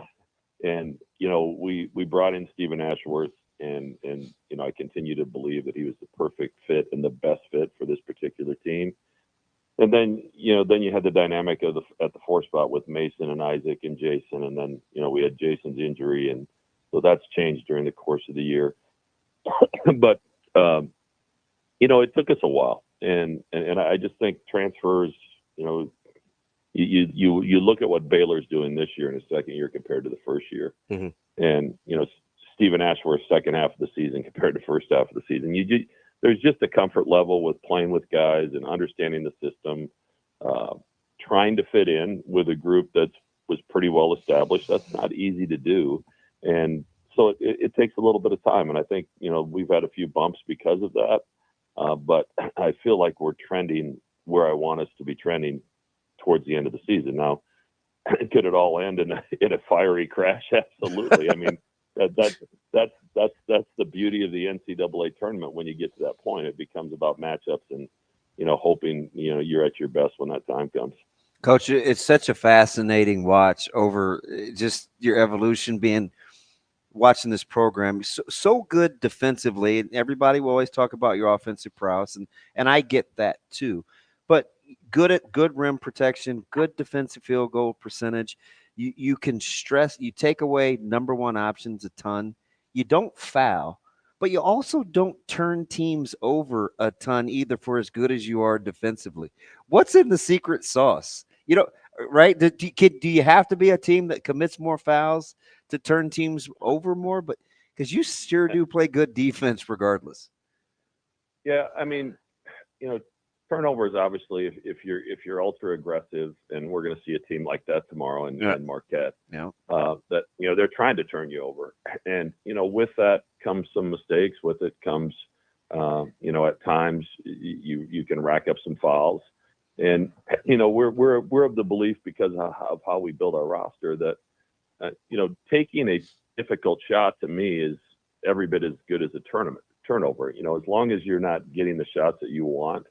And you got you got to get a rebound and all that stuff. But our roster, I don't think, is really built. If you look at our individual pieces to get out and pressure and deny and full court press, it's probably just not in the DNA of what we've brought in and how we built this team. We built this team on we'll bend, but we won't break. And there's a lot of analytics games you can try to win. You can't try to win them all. While we don't get to the free throw line a lot, we get to the free throw line more than our opponent because we don't put them there. Yeah. So all of a sudden, if you're a team that isn't built to get to the rim necessarily and get to the free throw line a bunch, then you better not be putting your opponent there 25 times a game, or you're fighting an uphill battle. So we've kind of picked and chosen what analytic games that we want to win. And, shot selection certainly one of them, and that free throw battle is a big one to us as well. Coach, you mentioned something after the UConn game in the press conference about how that moment was led to by a bunch of people over a long time that led Creighton to being in that position to be able to win a game like that. And I kind of wondered to myself, I've rooted for Creighton for my whole life, or as long as I can remember at least, and I'm very aware of how different the program is and how elevated the program has become, especially over the last 10 years or so. Is that something like in off seasons or that you ever kind of think about and look back and go, man, this is a really different place that we're in now than you were when you took this job? Yeah. And, I think fans and obviously I was coaching, at North Dakota and then Wayne State when Dana got here. But if you would have told somebody at Dana Altman's press conference in the early 90s or whenever the heck he got here, in 2024, we're going to beat the number one team in the country in front of 18,500 people. People would have thought you've absolutely lost your mind. Yeah. So when I made that statement, it's not just the guys that have played for me, but it's what Dana did to elevate the program, to get it to a national level, all the work that Bruce and the people that have worked with him, and then the presidents that have supported it, Father Slagle and Father Lannon and now Father Hendrickson and then Marcus Blossom replacing Bruce. So there's a lot of people that have gone to work to make sure that we have the resources necessary to have a successful program. And at the end of the day, it's about the players. Dana had some really good guys play for him, and I've had some really good guys play for me. And, and there's been stability in the program with Dana being here, 16 years, and now me, wrapping up year number 14. And that doesn't happen much in this sport as well. Coach, you don't strike me as a statement game kind of guy, but you get a big one tomorrow. The crowd will be extra charged, I think, for a number of reasons. Is there anything that you're looking for in particular outside of, hey, you know what, you always want the win, but is there a style as you get to tomorrow against a team that's been tough on you? Yeah, in reviewing the game we played, it seems like forever, but it has been 2 months since we played Marquette. We had some decent looks at the basket. I thought we did some good things on both ends of the floor, but we really struggled on the defensive glass. They got too many second opportunities, and we turned it over too much. And those are the two areas that we have to clean up.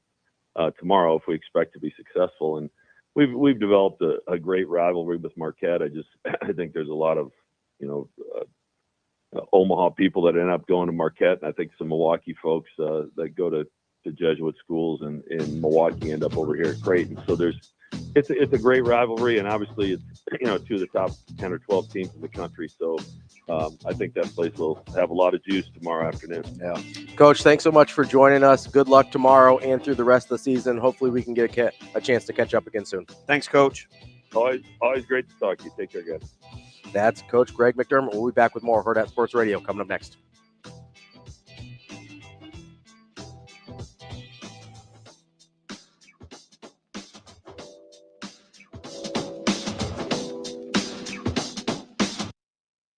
We will be back.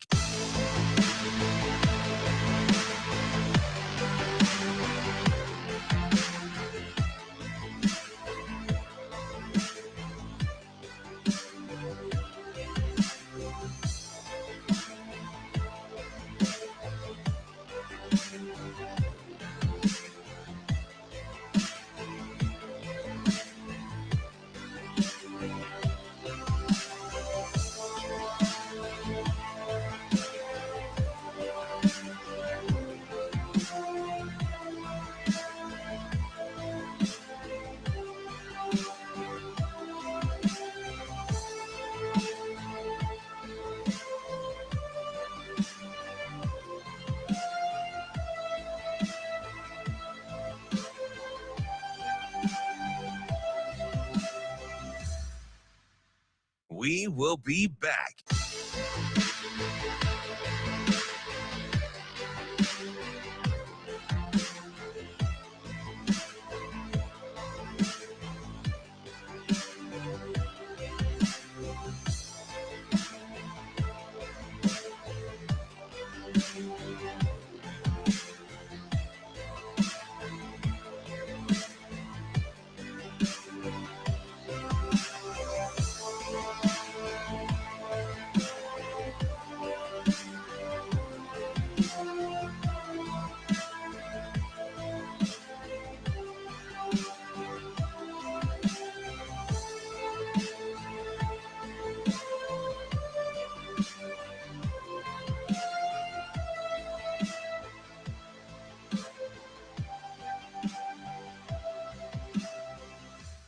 We will be back.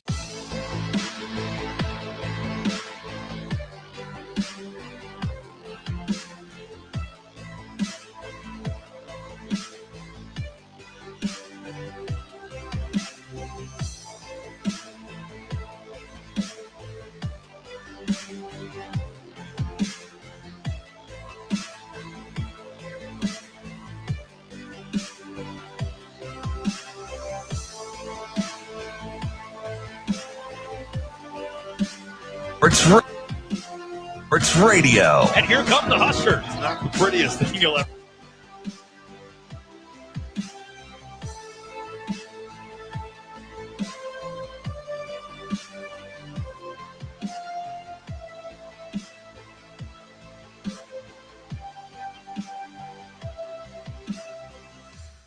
We will be back.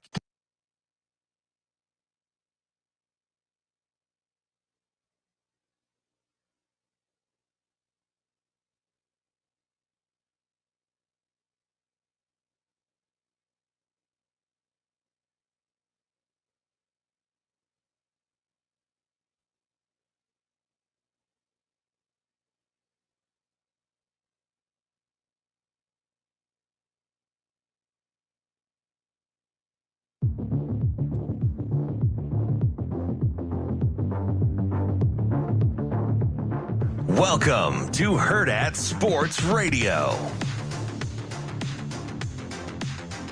Kicking off hour number 3 here on Hurrdat Sports Radio, AM 590 ESPN Omaha, ESPN Tri-Cities. We're now on KFOR in Lincoln as well.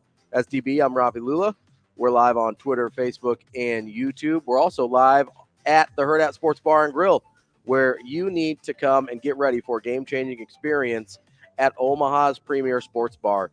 They're now hiring at the La Vista location and the Gretna location for all positions. If you haven't heard, it's more than just a sports bar. They've got elevated pub fare, handcrafted pizzas, a diverse range of craft spirits and classic cocktails, live events and shows. There's something for everyone at Hurrdat Sports Bar and Grill. As I mentioned, currently hiring for all positions at both locations, and it's time for you to be part of the excitement. Visit in person today and tomorrow. It's the end of the open hiring that they're doing today and tomorrow between 10 a.m. and 4 p.m. at the Gretna location for on-the-spot interviews and hiring, or you can visit hurrdatsportsbar.com/careers to apply. Make every game day unforgettable at Hurrdat Sports Bar and Grill, where sports, food, fun, and live entertainment come together. Thank you once again to Coach McDermott for joining us. We really appreciate him taking the time this morning. Good conversation with him. If you missed it, you can check out the podcasts on Apple, Spotify, all the other places where people get podcasts. So was it just a one-game suspension for the Blue Crew? I heard it was the rest of the season. What? I mean, it's only 2 games, but rest of the season versus 1 game is only an extra game. But I don't know. That's what the random Twitter accounts were reporting. I don't know for sure. Man, that place will be juiced tomorrow. Regardless. It better be. It needs to be. It will be. They don't like Shaka much. No, I know. How about Kim just blasting me with the Shaka Smart reference? That's rude. It's rude and it's uncalled for, Kim. Does she know what a disdain you have for Shaka Smart? I imagine she has a very similar disdain. And it's let's get over that. Exactly. And it's not sleeves under a polo. It's also not the problem with him is his sleeves and polo are also overly baggy. So it looks like he's just like borrowing his dad's clothes. Sorry. And then he gets into a stance and tries to play defense on the other team. So that's the other problem that we have with Shaka. Okay. We're not playing with desperation. Lots of problems will with you Shaka. be satisfied tomorrow if Shaka gets a technical? I'll be satisfied. Will you feel vindicated? Oh, no, I'll be satisfied if they just boot him. Just say, hey, you don't get to be here anymore. Just go have Coach Mack just mosey on down and stand next to him. Yeah, just be like, you got to go, bud. Yeah, just don't say a word. Just go hang out in the general vicinity. Remind him that Coach Mack is 6'10" and he's about 5'11". Yeah. Was it the broadcast? Was it last night or the last time out or the other night? They were referencing Coach Mack's height, and you really don't. You forget about it. You don't think about it until you're standing next to him. He's a big dude. They asked him on he was on a podcast the other day. I can't remember which one. And they asked him if he could still dunk because he dunked at 50, and that was and he's pushing 60 now. And he goes, if we win a national title, I'll try and dunk again. So I remember. So who's the guy that does it every year on his birthday? Is it Marcus Johnson? Maybe. I think it's Marcus Johnson who turns 64, 65, maybe. Yeah, he's a little ahead of Mac. Who dunks it every year on his birthday. Yeah, and he's still doing it. That's aggressive. This was up until last year. I'm pretty sure it's Marcus Johnson. Dr. J was doing it for a while too. Dr. J was dunking pretty deep into the years as well there. So if you want to talk overrate, no, I'm kidding. Okay. I'm not doing it. Let's do it. I'm not. No. Lighten your fuse again. DB here. You already got on me about Jeter and small ball, and so that. Would Severe call you about that too? That already put me in a bad mood. DB here for Dr. J being overrated. Stop it. That'll definitely get a call out of Michigan Lance. He loves Dr. J. Wanted to y'all making moves out here. Wanted to get back to something we were talking about with Mitch in terms of the potential realignment that we're kind of reading the tea leaves on here. It's a bigger deal than people think. So you mentioned that off air. You go, hey, I'm worried about something with the SEC and Big Ten kind of trying to bully everybody else. Yeah. Because that sort of looks like what they're doing. It looks like they're doing a leverage play here. And so what is your concern? Well, I think, number one, so here's the deal. Just because you ever been a part of something that you seem like was a really, really good idea, and then you look around and as it evolves, it's going to be at your expense too? Sure. Yeah. Right? Like you're riding the wave at first, and then you're like, oh, shoot. Yeah. At some point, this may get to me. For sure. Same thing that happened over here, right? For sure. Trev said something last year, and it stuck with me. Okay. He said, and I think we kind of overlooked it. I think he was talking to Jessica and Greg one night on Husker Sports Nightly, and he talked about positioning Nebraska well so they had a seat at the table. Okay. And he was talking about, teams being in the Big Ten, teams not being in the Big Ten. And we were kind of floating around this water cooler talk of them asking teams to leave the Big Ten. Now, while I don't think Nebraska would ever be asked to leave a conference, I could foresee a situation, because why else? He's always talking about positioning Nebraska. Just listen to him. Yeah. And maybe I hear the things that I want to hear, but I don't think I'm dumb. And I think it's intentional. And Mitch reiterated it when he said, Trev is basically telling you if you just listen. So that gassed me up a little bit, like, see, I'm telling you. Like, because let's hypothetically here. Yeah, let's play it out. What's to stop? And maybe Nebraska would not be in this conversation. I don't know. I think the brand is too strong, as is the revenue. But you can't lose forever. Sure. Although we're giving it our best shot to push the envelope. Doing our darndest to see how long. Fan base and the revenue has not let us down yet. Neither has the television eyeballs. So thank you, sweet baby Jesus. What's to say that even the power brokers at the top? Thank you, dear baby Jesus. Exactly. Michael Jerome Sautter. His middle name's not really Jerome. He just acts like a Jerome. What's to say, like, hey, you know what? Gosh, I'm Ohio State. I'm Michigan. I can't foresee SC being in this spot, but maybe Oregon. What's to stop them from now taking it one step further and getting into payouts? Like the payouts aren't even across the conference? Within the conference. Yeah. What if they start tiering that bad boy? Well, because here's I think what you're saying. Do you know what I mean? Yeah. So right now, the leverage play is Big Ten and SEC against the rest of the world, right? Yeah. What if once that leverage plays itself out, that the leverage play becomes to within conference? Ohio State and Michigan versus Rutgers and Northwestern, or USC and Oregon against Nebraska and Iowa, right? Like, so you're asking. Basically, congratulations, you've discovered capitalism. That's what this is, though. Right. No, that's what you're talking about, though, is when the greed of what you're doing now no longer suffices. And if it's truly survival of the fittest, the next thing. Yeah. If it's truly survival of the fittest. Now, here's where does the buck stop? Well, the buck stops when the people who are chasing the money don't realize that next chase actually sabotages them long term, right? So, I don't know when that is. I don't know if that's the leverage play right now that we're seeing that will sabotage college football long term. I don't know if that's. I kind of feel like a hypochondriac that always thinks that they're hurt.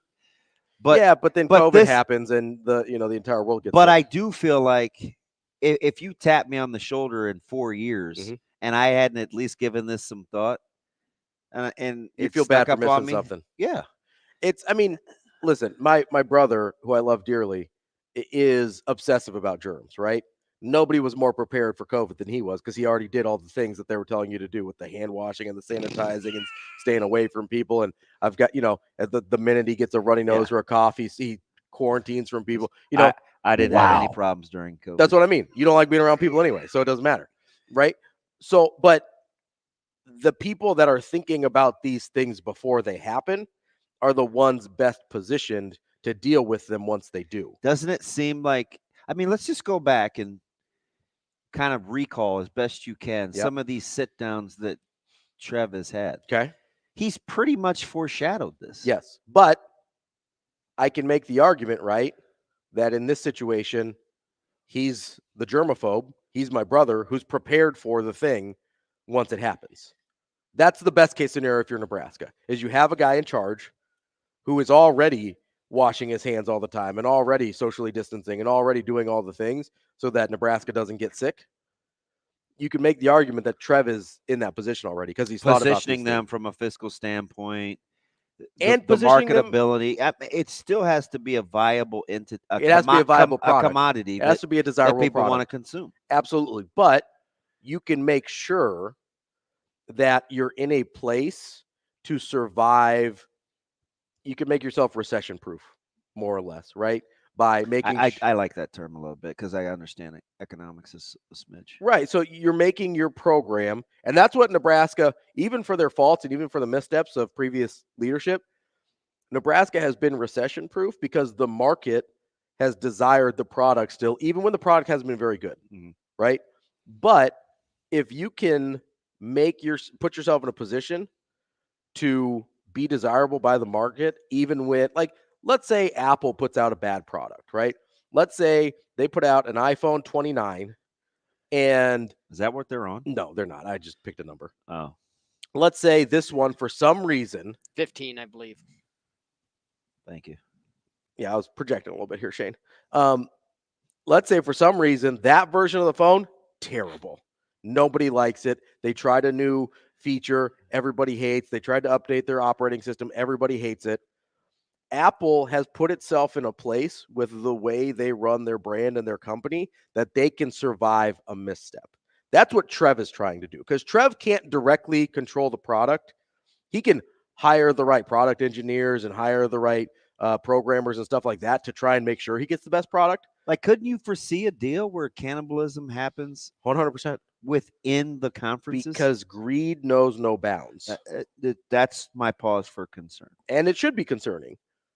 What you have to do, we were talking about trust earlier. What you have to do is trust that. It seems like Trev sees that.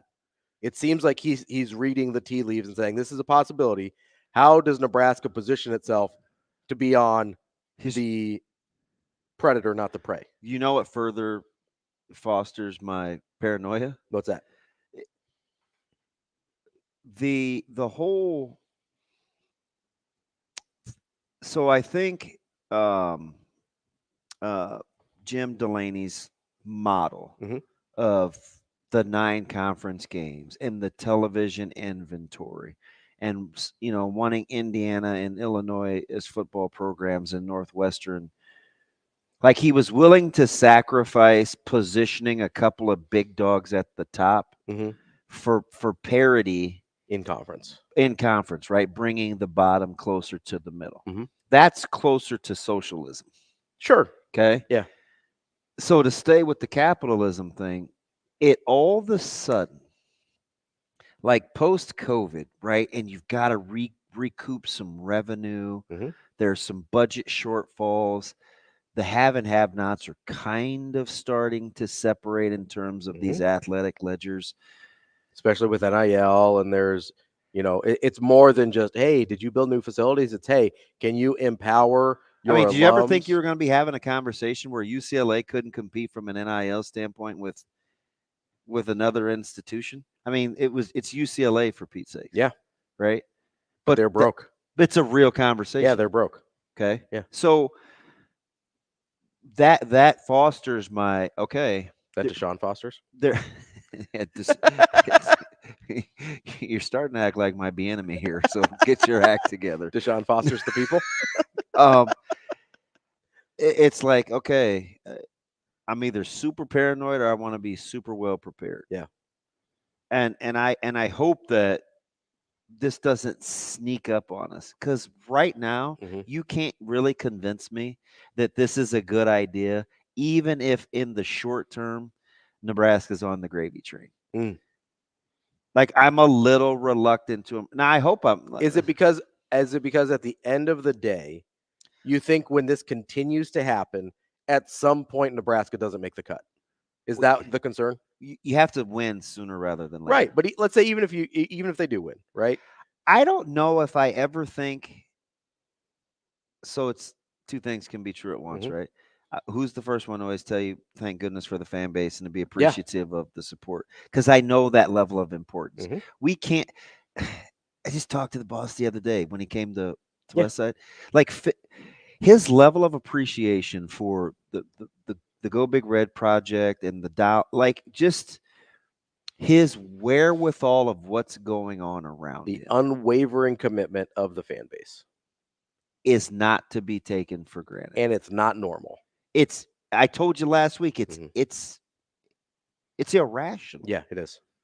When Coach when Coach Hoiberg, in the best possible way. It is irrational. When Coach Hoiberg was talking about the fan base and them supporting, and Will Compton was like, why wouldn't you come to Nebraska? Like, let's be honest, like this place is ridiculous. When Coach Rule says we have to guard against this thing being like Disneyland, we need to be on point. We need his reverence for putting a product out there that they can rally around.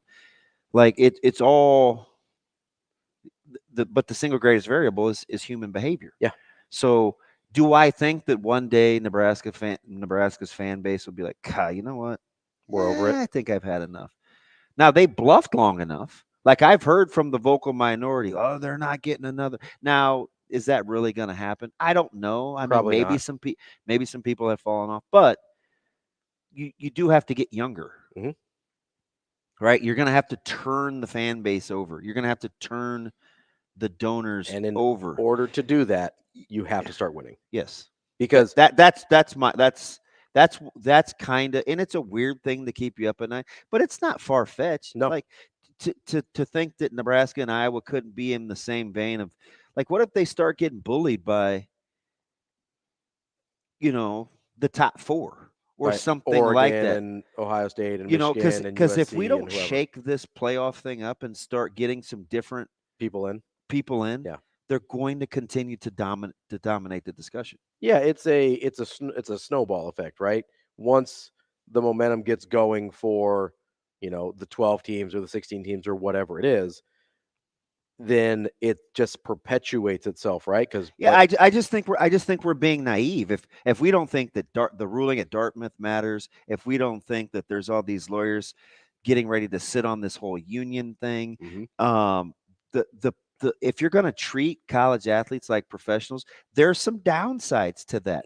So when you start empowering the product per se, or the consumable portion of the product, the commodity, in true capitalistic form, the power structure has to strengthen with it.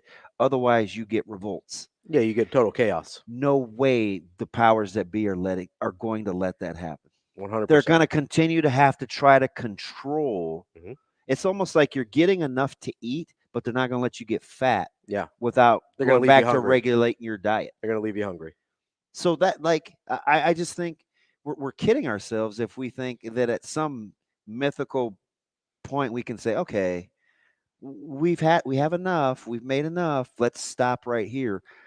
At some point, you're going to have to continue to feed the beast. So, and as the streamers start pumping in more money,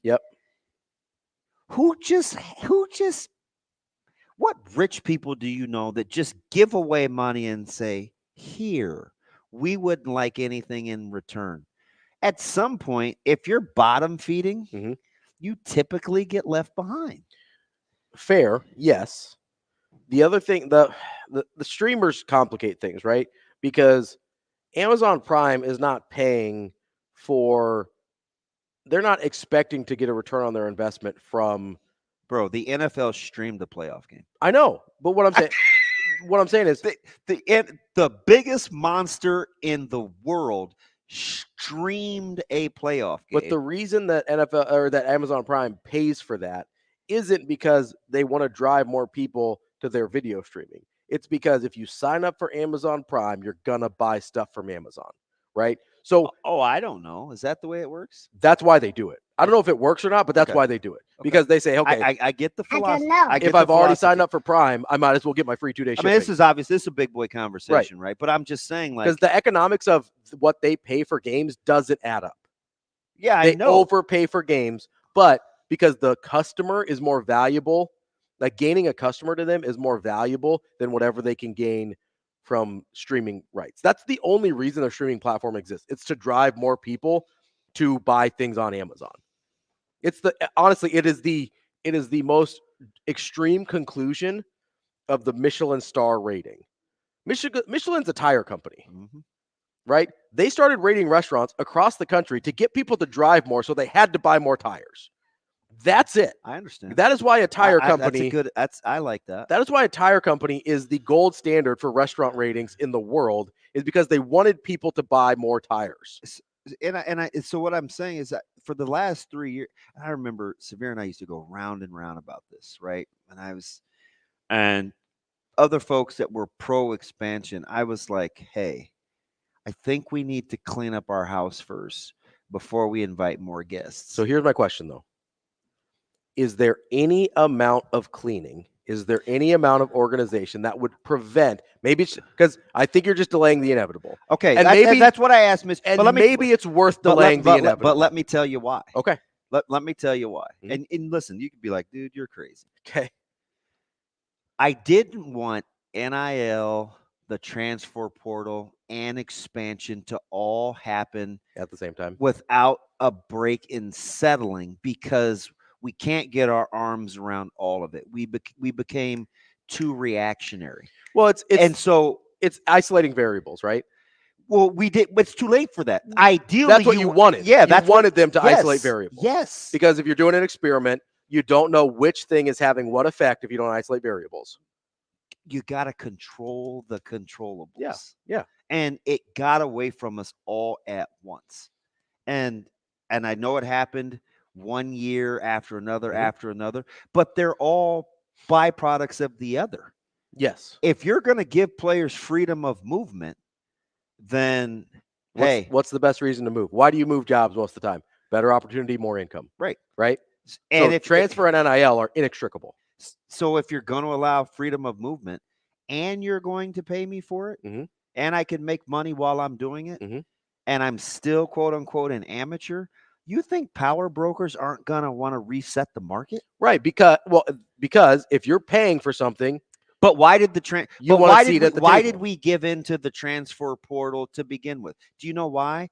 Because they saw how much money was being made and coaches were jumping ship. Yeah. So the hypocrisy of it actually kind of got to the NCAA. They're like, well, fudge, we let Coach so-and-so go. The least we ought to do is throw him a bone and let the players go. Yep. Okay. So one spawned the other. Absolutely. Without letting the eggs settle. So it's like we end up in a situation. And I'm telling you, we're missing 30% of the argument or the discussion that's happening behind closed doors. You're kidding yourself. I said this last weekend and went over everybody's head. You're kidding yourself if you think that all of a sudden Petiti and those guys, and he said it out loud, oh, hey, 12, 14, 8, like, oh, we're getting bigger. We got a lot of work to do. That was your takeaway from your first real sit down about the playoff committee expanding? Was we got a lot of work to do? Was how to uniform it? It was to make it bigger? Yeah. No way. Yeah. Don't pee on my shoes and tell me it's raining. Yeah. There's no way that should have been the takeaway. But all of a sudden, what are we having a conversation about a week later? Almost like it snuck up on us. I'm telling you, that's why I was listening to all the things. And because he's my boy or I like Nebraska, whatever. I'm trying to learn. Yeah. And why does Trev keep telling me this? We laugh. He's, oh man, Nebraska, I want to position ourselves for the future. We're like, oh, Trev, what are you talking about? I want to have a seat at the table. Oh, Trev, what are you He's pulled no punches. Yeah. Honestly, it's a lot. We can get to this next. It's a lot like a situation Creighton might have found itself in if it weren't for the guy we talked to at the end of the 8 o'clock hour when Big East basketball started expanding. We'll get to that next here on Hurrdat Sports Radio. We will be back.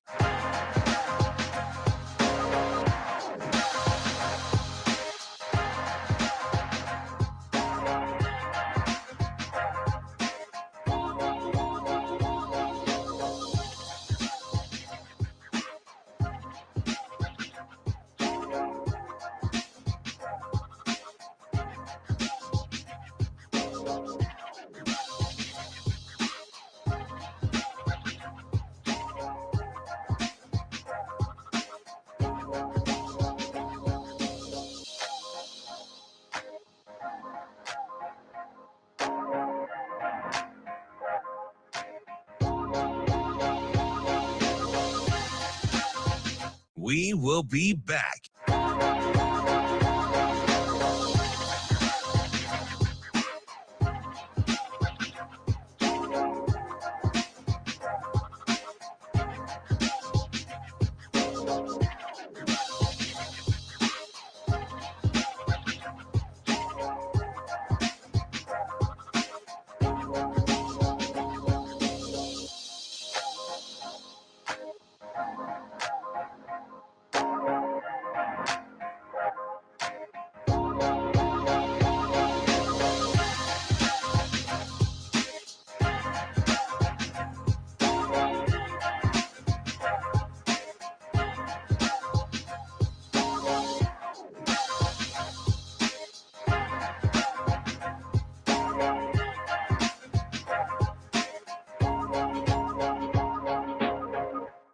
We will be back.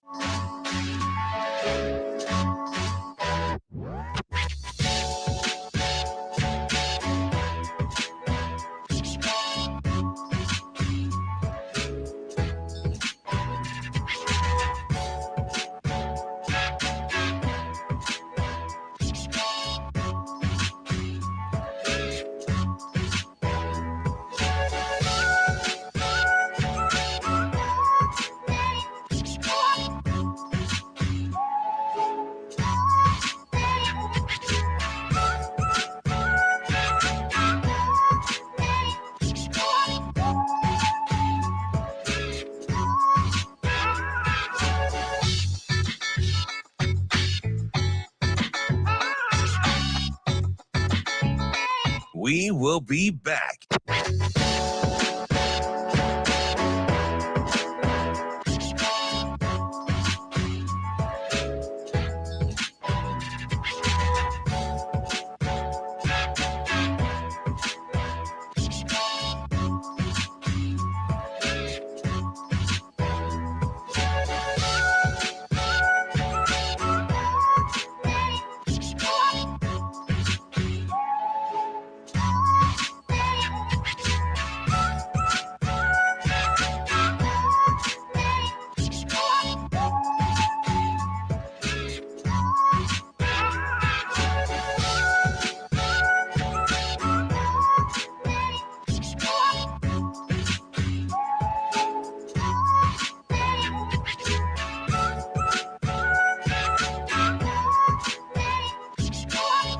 We will be back.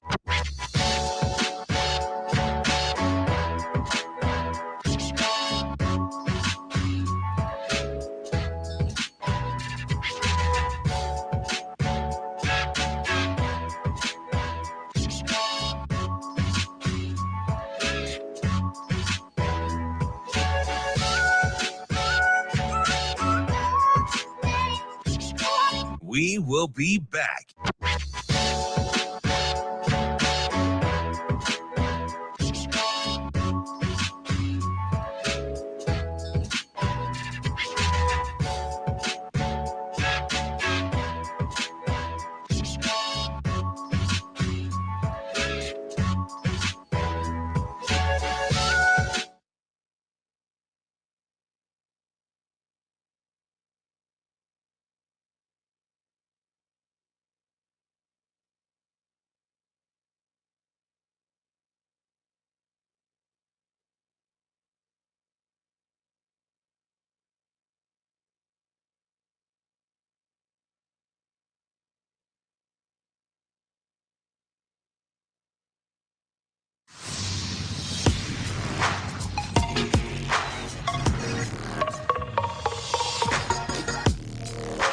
You're listening to Hurrdat Sports Radio.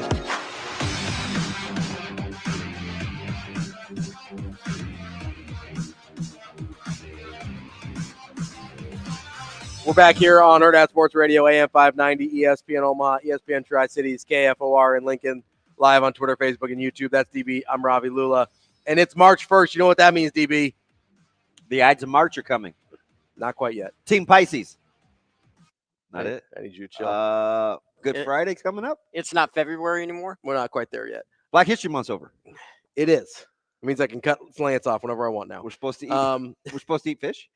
It is a Fish Fry Friday. All right, just tell me it's then. Also time for you to get your entries in for the Warhorse Sportsbook. Oh, let's go. $1 million Perfect Bracket Challenge. You can get entries from now, March 1st, that's today, through March 14th with any $50 sportsbook wager or 50 points on slots or racing.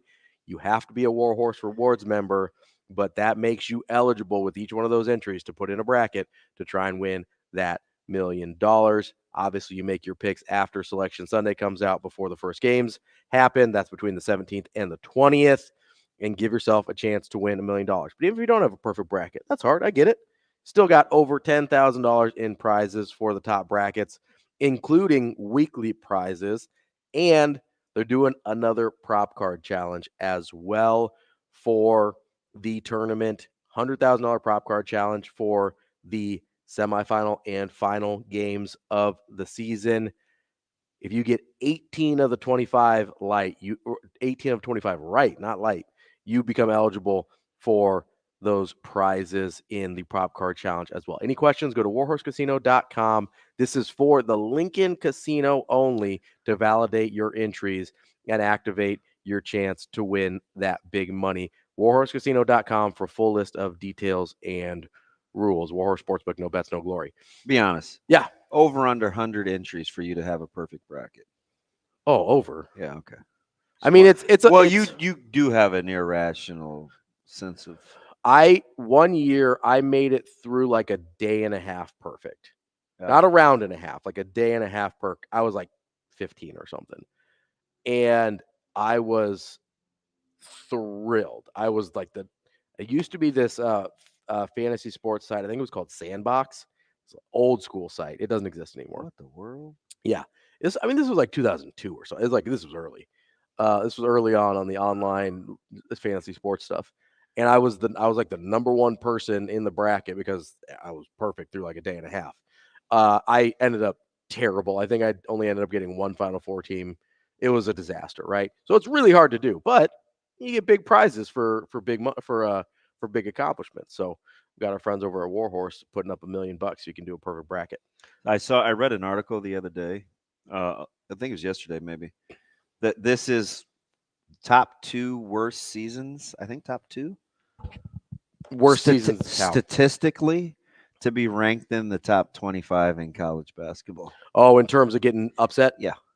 Yeah, there's been a ton of top 25 upsets this year. It's bonkers. I wanted to so watch it just be all sorts of just chalky, just chalk. I mean, I don't even know how people are seeding like 5 through 12. Yeah, you look at, you brought this up with like Dayton and BYU and Nebraska, and a lot of it is big foreshadowing guy here. Ravi, a lot of it is DB here for foreshadowing. Just the projection of what we thought these teams were going to be, and they didn't ever do anything to lose that spot in our brains, and so we're just like, yep, they're good to go. And there's not a ton of difference in the resumes. I mean, outside the top 3 teams in the country, everybody's got at least 6 losses. Everybody. Yeah. And the number of number of teams between every time I hear everybody, is that Tim Miles? Everybody. Yeah. The number of teams Shout out San between Jose State. 6, they're struggling. Everybody. Yeah. Oh, it's Bo. It's Bo. That's Bo. Trev. That's Trev. What? That But was Trev. there's Trev. Tim's got an everybody. He's got one right here. Everybody. I miss his tweets about eating at the golf club. Timmy? Yes. He used to tweet out pictures of food when he ate at the old clubhouse. What do you call those things? I A don't. leader. No, it's not what you call them. The country club? Yeah. There you Do go. I just say country club? Yeah. Okay. I'll just. I say mean, it's country the club. clubhouse is the actual building, Yeah, right? I remember there was a stretch in like 13 or 14, and I know this because I was pretty much by myself. But like, oh man, you got to go be a guest and go eat brunch at Firethorn, or was it Firethorn or Wilderness Ridge? No, I think it was Wilderness Ridge. And I remember scrolling like through the menus, and they did look spectacular. Big brunch guy. I love brunch. DB here for brunch. I'm a big brunch guy. Do you have a favorite brunch spot? Yes. Timber is up there. Timber's up there. I haven't been there for a brunch. It's up there. Is that the place across from Westside? Yes. Okay. I might have to check it out for brunch. No bias. No free promos, but yeah. So it's we're doing the Warhorse Sportsbook cleanup right now because there's a bunch of stuff we didn't get to today that we wanted to. Shocker. Then we're going to talk to Matt Vrzal here in a few minutes. But you were bringing up that the situation with Nebraska and your concern about them being left out, right? And is that where you landed the plane? I mean, is that not a fair summation? I don't think but because I did in all of that, I did say I don't think this will ever happen to Nebraska. Sure. But what I'm saying is you have to be careful when the beast needs to be fed because they're going to be while it may not be Nebraska, somebody's getting left out. It's going to happen to somebody or somebody's. But the place where and I'm not sure I'm cool with that. That's fair. And I'm not either. And it could very well be Nebraska. The reason I was pro expansion is because I don't want people left out. No, it's because you don't see very far ahead. No, that's not true. Are you sure? Yes. It sounds good to me. I mean, you can say whatever you want. It doesn't mean it's true. I tried to slide in a little jab, and you're like, Nope, Perry. Pernell Whitaker. No, I wanted expansion. I understand the problems with it. I understand. No, you're Mr. I want to be entertained guy. I do want to be entertained, but the reason I think expansion is more entertaining for me because you're not Maximus Decimus Meridius. Are you not entertained? I do have the tattoo there. Are you not? I want more teams involved. I'm a Cinderella guy in March Madness. Oh, I forgot. I heard this. I heard this with expansion. Hey, other kids will want to go to other schools. And I was like, that's not happening until some of these coaches start to retire. You're not just going to mythically. And I picked this as an example. I said, you're not mythically going to want to be Sauce Gardner going to Cincinnati. How's 2 years later when you guys were throwing Cincinnati in my face or UCF? Shout out Christian Jones. He's not going to go to UCF. Like breaking news.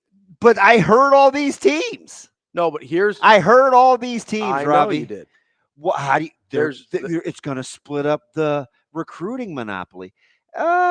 Actually, probably not, because as we got closer to power conferences, you're still going to have the power teams. The thing that splits up the recruiting monopoly is transfer portal, because you can stack as many 5-stars as you want. Not all of them are going to sit the bench. No, you're basically going to hope to you go on the secondary market. If you can't afford the shoes that you want, you go to the secondary market, right? You can't afford. Do you know how much StockX costs? Sometimes a lot more. Do you know how much GOAT costs? Sometimes a lot more. So will the NIL. That's fine.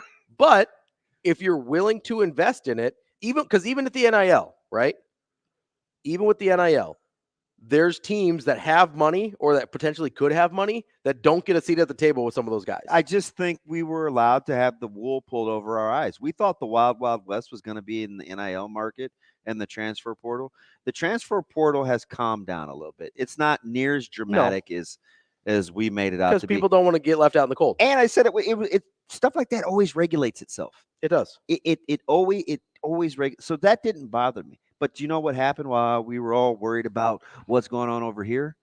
Is over here all the power brokers were positioning themselves to still be able to call the shots. Yeah. And we were so worried about what the players were doing. It won't be long if it's not already happening now. You will be rooting for the establishment and not the power brokers, because you're going to find yourself, hey, hey, little Kenny Lulla, go get your money, as opposed to, hey, Creighton, go win. And Creighton's a bad example because they're still part of it's a basketball school. Mm-hmm. But like football, like, hey, Michigan, I cheer for you. Like, you'll find yourself, if we're not careful, cheering for the individual entities and not the teams if you let the teams get out of hand. Like the players, the individual players themselves. Yeah, you watch. I mean, that's what I do in the NBA. So, and again, another good analogy of a trash model you don't want. Not that the NBA is a bad product, but you don't want your profession. You don't want the same usual suspects having a chance at all the best free agents. Yeah, that's fair. That is the Warhorse Sportsbook Sports Cleanup. Coming up next, we still didn't get to like 90% of the stuff we want to talk about. But coming up next, we're going to talk to our guy, Matt Vrzal, former Husker, owner of Paisan's Pizzeria, here on Hurrdat Sports Radio, AM 590, ESPN Omaha, ESPN Tri-Cities, KFOR in Lincoln.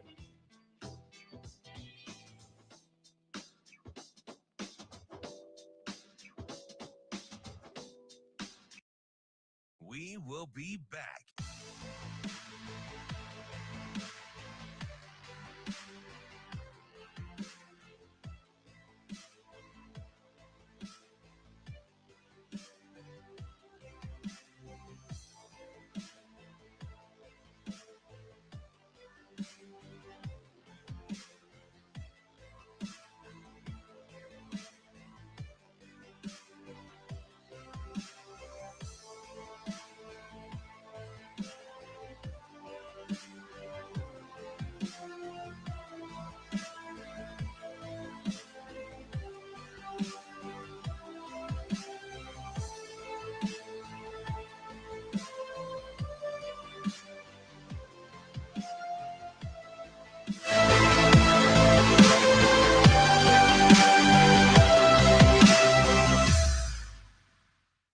will be back.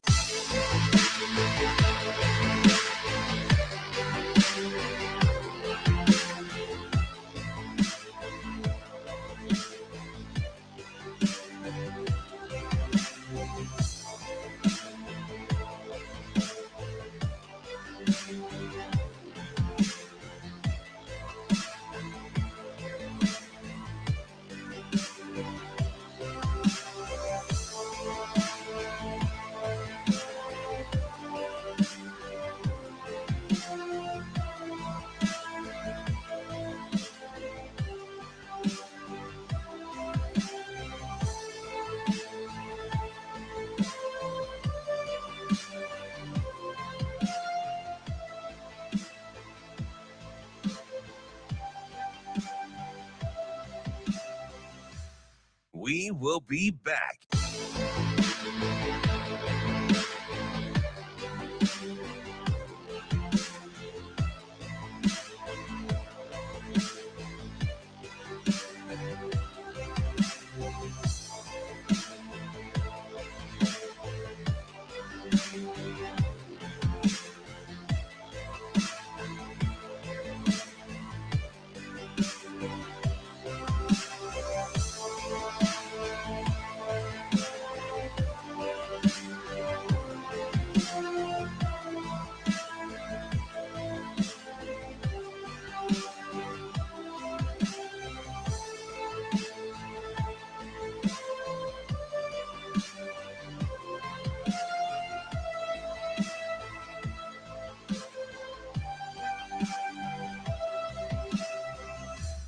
We will be back.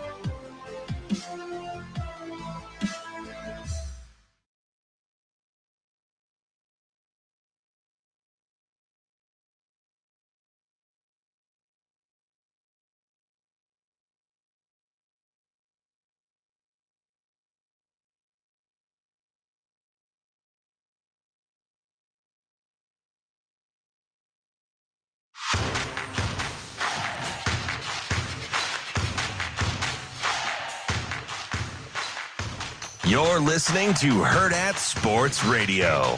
Now let's find out what Matt Vrzal is better at. Telling stories or making pizza. Matt. Matt's an exceptional young man. Matt Vrzal. Happy birthday, Matt. You know, Matt, he's a tremendous athlete. Matt Vrzal. Come on, Matt, I'm with you. You know, like Matt Verol, you're one of the sexiest people in the world, but you're not one of the most beautiful. How does that happen? Here is Matt Vrzal. All right, Matt, thank you very much. As we wrap up the show and the week here on Hurrdat Sports Radio, AM 590, ESPN Omaha, ESPN Tri-Cities, KFOR in Lincoln, want to remind you about our friends at the Team Jack Foundation. Their gala was last weekend, but you can get involved at any time at teamjackfoundation.org. They partner with the top national institutes for cancer research, and their goal is to find better treatments for kids fighting brain cancer and one day a cure. You can donate directly online or find events that they are sponsoring and putting on. That's teamjackfoundation.org. Joining us now on the Warhorse Sportsbook Hotline is our guy, Matt Vrzal, former Husker, owner of Pison's Pizzeria. Verz, how are you this morning? Good, boys. How you living? Good. I'm a big combine junkie. I'm curious to get your thoughts, especially on the heels of our conversation about fitness and whatever that was the other day. Because and for the record, I think it ended up being like 27 minutes and 31 seconds we talked when I was waiting for Micah. Yeah. That is almost the exact amount of time that I had spent on the phone for the week up until Wednesday. Like actual phone call time. Yeah. We had a good conversation going. You actually answered the phone when I called you. Is that it? I think we have good conversations when you talk to me.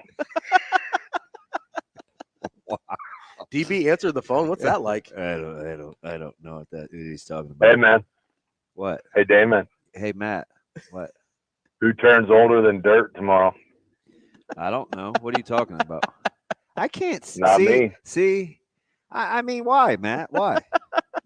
Why? Because you're my friend, and I want you to have an awesome birthday. And I'm going to push my money in the first hand of poker, and I ain't stopping until somebody beats me. You're unbelievable. I don't have any idea what you're talking about. You like, leave me alone. Hey, can I ask you a combine question? Yeah, that white dude from North Carolina State. Oh, 448? You talking about Murphy? He can fly. 444. Dude. Wilson. Oh, yeah, Peyton Wilson. Yeah, he was flying. Yeah. I kind of like I like the shadow. I like the beard he was rocking. Buddy. Hey, let me ask all you white versus all black game is going to get interesting. We just need to get some corners. You got one. You got Cooper. You got Cooper. You got the one. He waited until Jason Sehorn could come out of retirement. He waited till the calendar turned. He was cool in February. Now he's out. Welcome back, Matt. I don't know if Jason Sehorn's still playing. All right, what do you got? We got combine wise. Yeah, so Sweat, he's 365 or 6 yesterday. Yep. He jumped 25 inches. Sure did. Is that where would you put that in the pantheon of no way that number really happened? Well, put it in perspective, and contrary to my playing career, but at 333, my vertical was 26. So he's got 30 more pounds and he's 1 inch high. I mean, that's amazing. That's pretty impressive. Hey, what was his 10-yard? I should know. I'll bring it up. I got it right here. Well, he ran a 5.2. There ain't no need to make the lineman run 40 yards. Dog. No, I understand. 1.8. It was 1.8. Here's the only thing that happens if a lineman is going 40 yards. Listen, he was 1.8, 10-yard Something has dash. gone incredibly great, and we are just jogging along, or something has gone incredibly wrong, and we are not going to factor into that. Jason Peter making an assisted tackle against Virginia Tech. Yeah, we ain't catching nobody. Come on. Dishman, you got to tell Dish. If you see Dish the next time he's back in town, make him tell you his story about running figure eights in the NFL when intercepted that. It's hilarious because he makes me laugh every time he tells it. Because you can go through these hand motions, just got big Dish like acting like an airplane. It's like, just run figure eights. Don't cheap shot me. Please don't hit me. Oh, God, that guy. I miss that dude. Holy crap. Hey, speaking of like figure eights, is that your favorite drill, where they lay the little rag down around the hula hoop and those guys have got to bend? Like, what are you watching when you're looking to see functional drills? The D lineman? Yeah. Man, you can see I think that's way valuable for your edge guy. Because you can, and it'll sound weird, but it's all that ankle flexion. Like you got to have solid ankles to do that, because if you don't, like everybody wants to watch the arm and they're picking the thing up and watch the bend on their ankle. And you kind of start to watch like, is that going to snap? Yeah. That's not. I'm actually with you. I think ankle flexion is a thing. Yeah. It really is a thing. People talk about bend but because that's how you can really get force against the ground too. Like let's say for a front squat, or it's all on.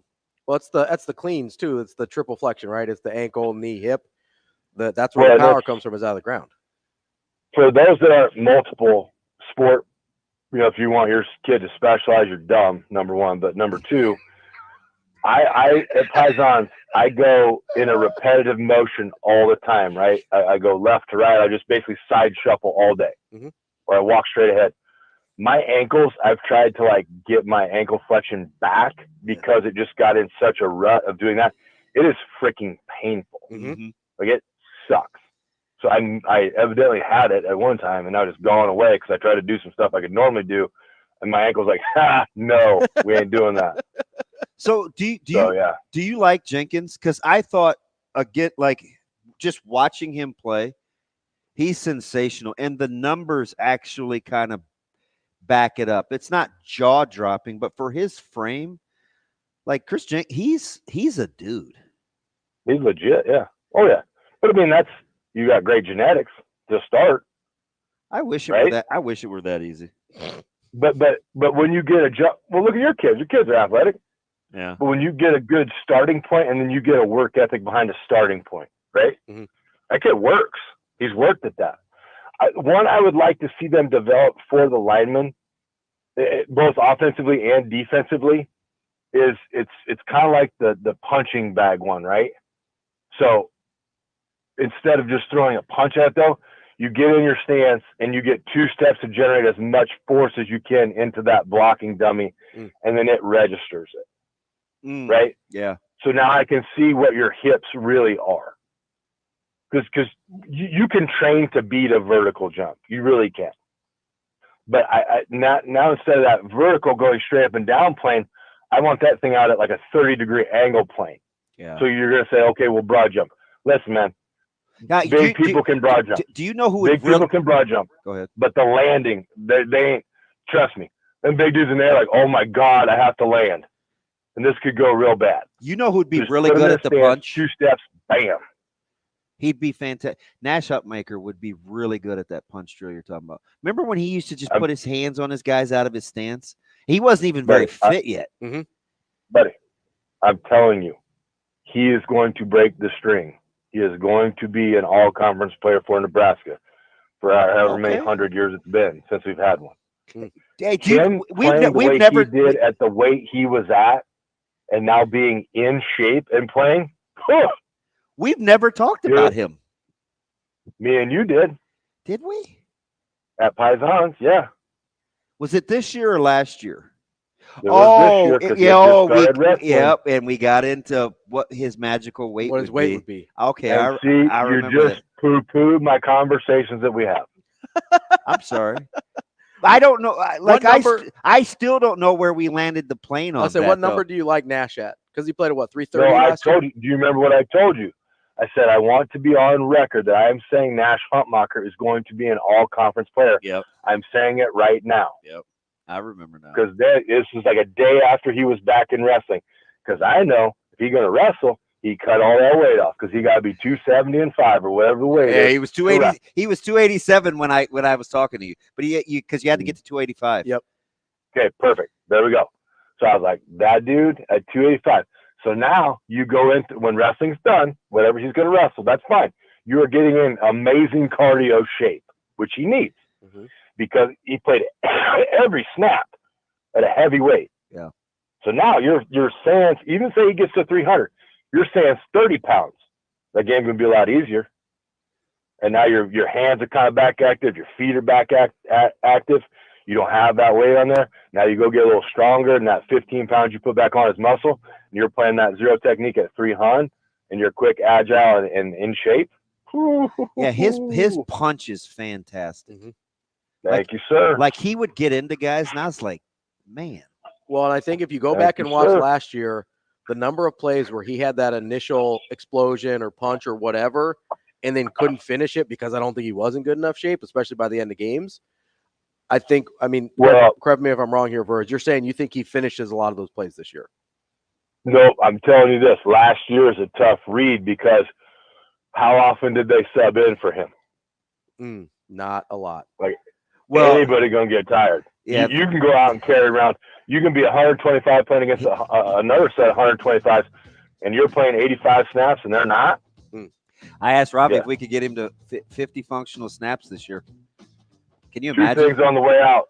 No, Bears do not draft Caleb Williams, and kids at basketball games storm the court. They're Division I athletes. If they can't get out of the way, that is not your problem. Matty Vrzal here for that and if you have your kids playing one sport, you're dumb.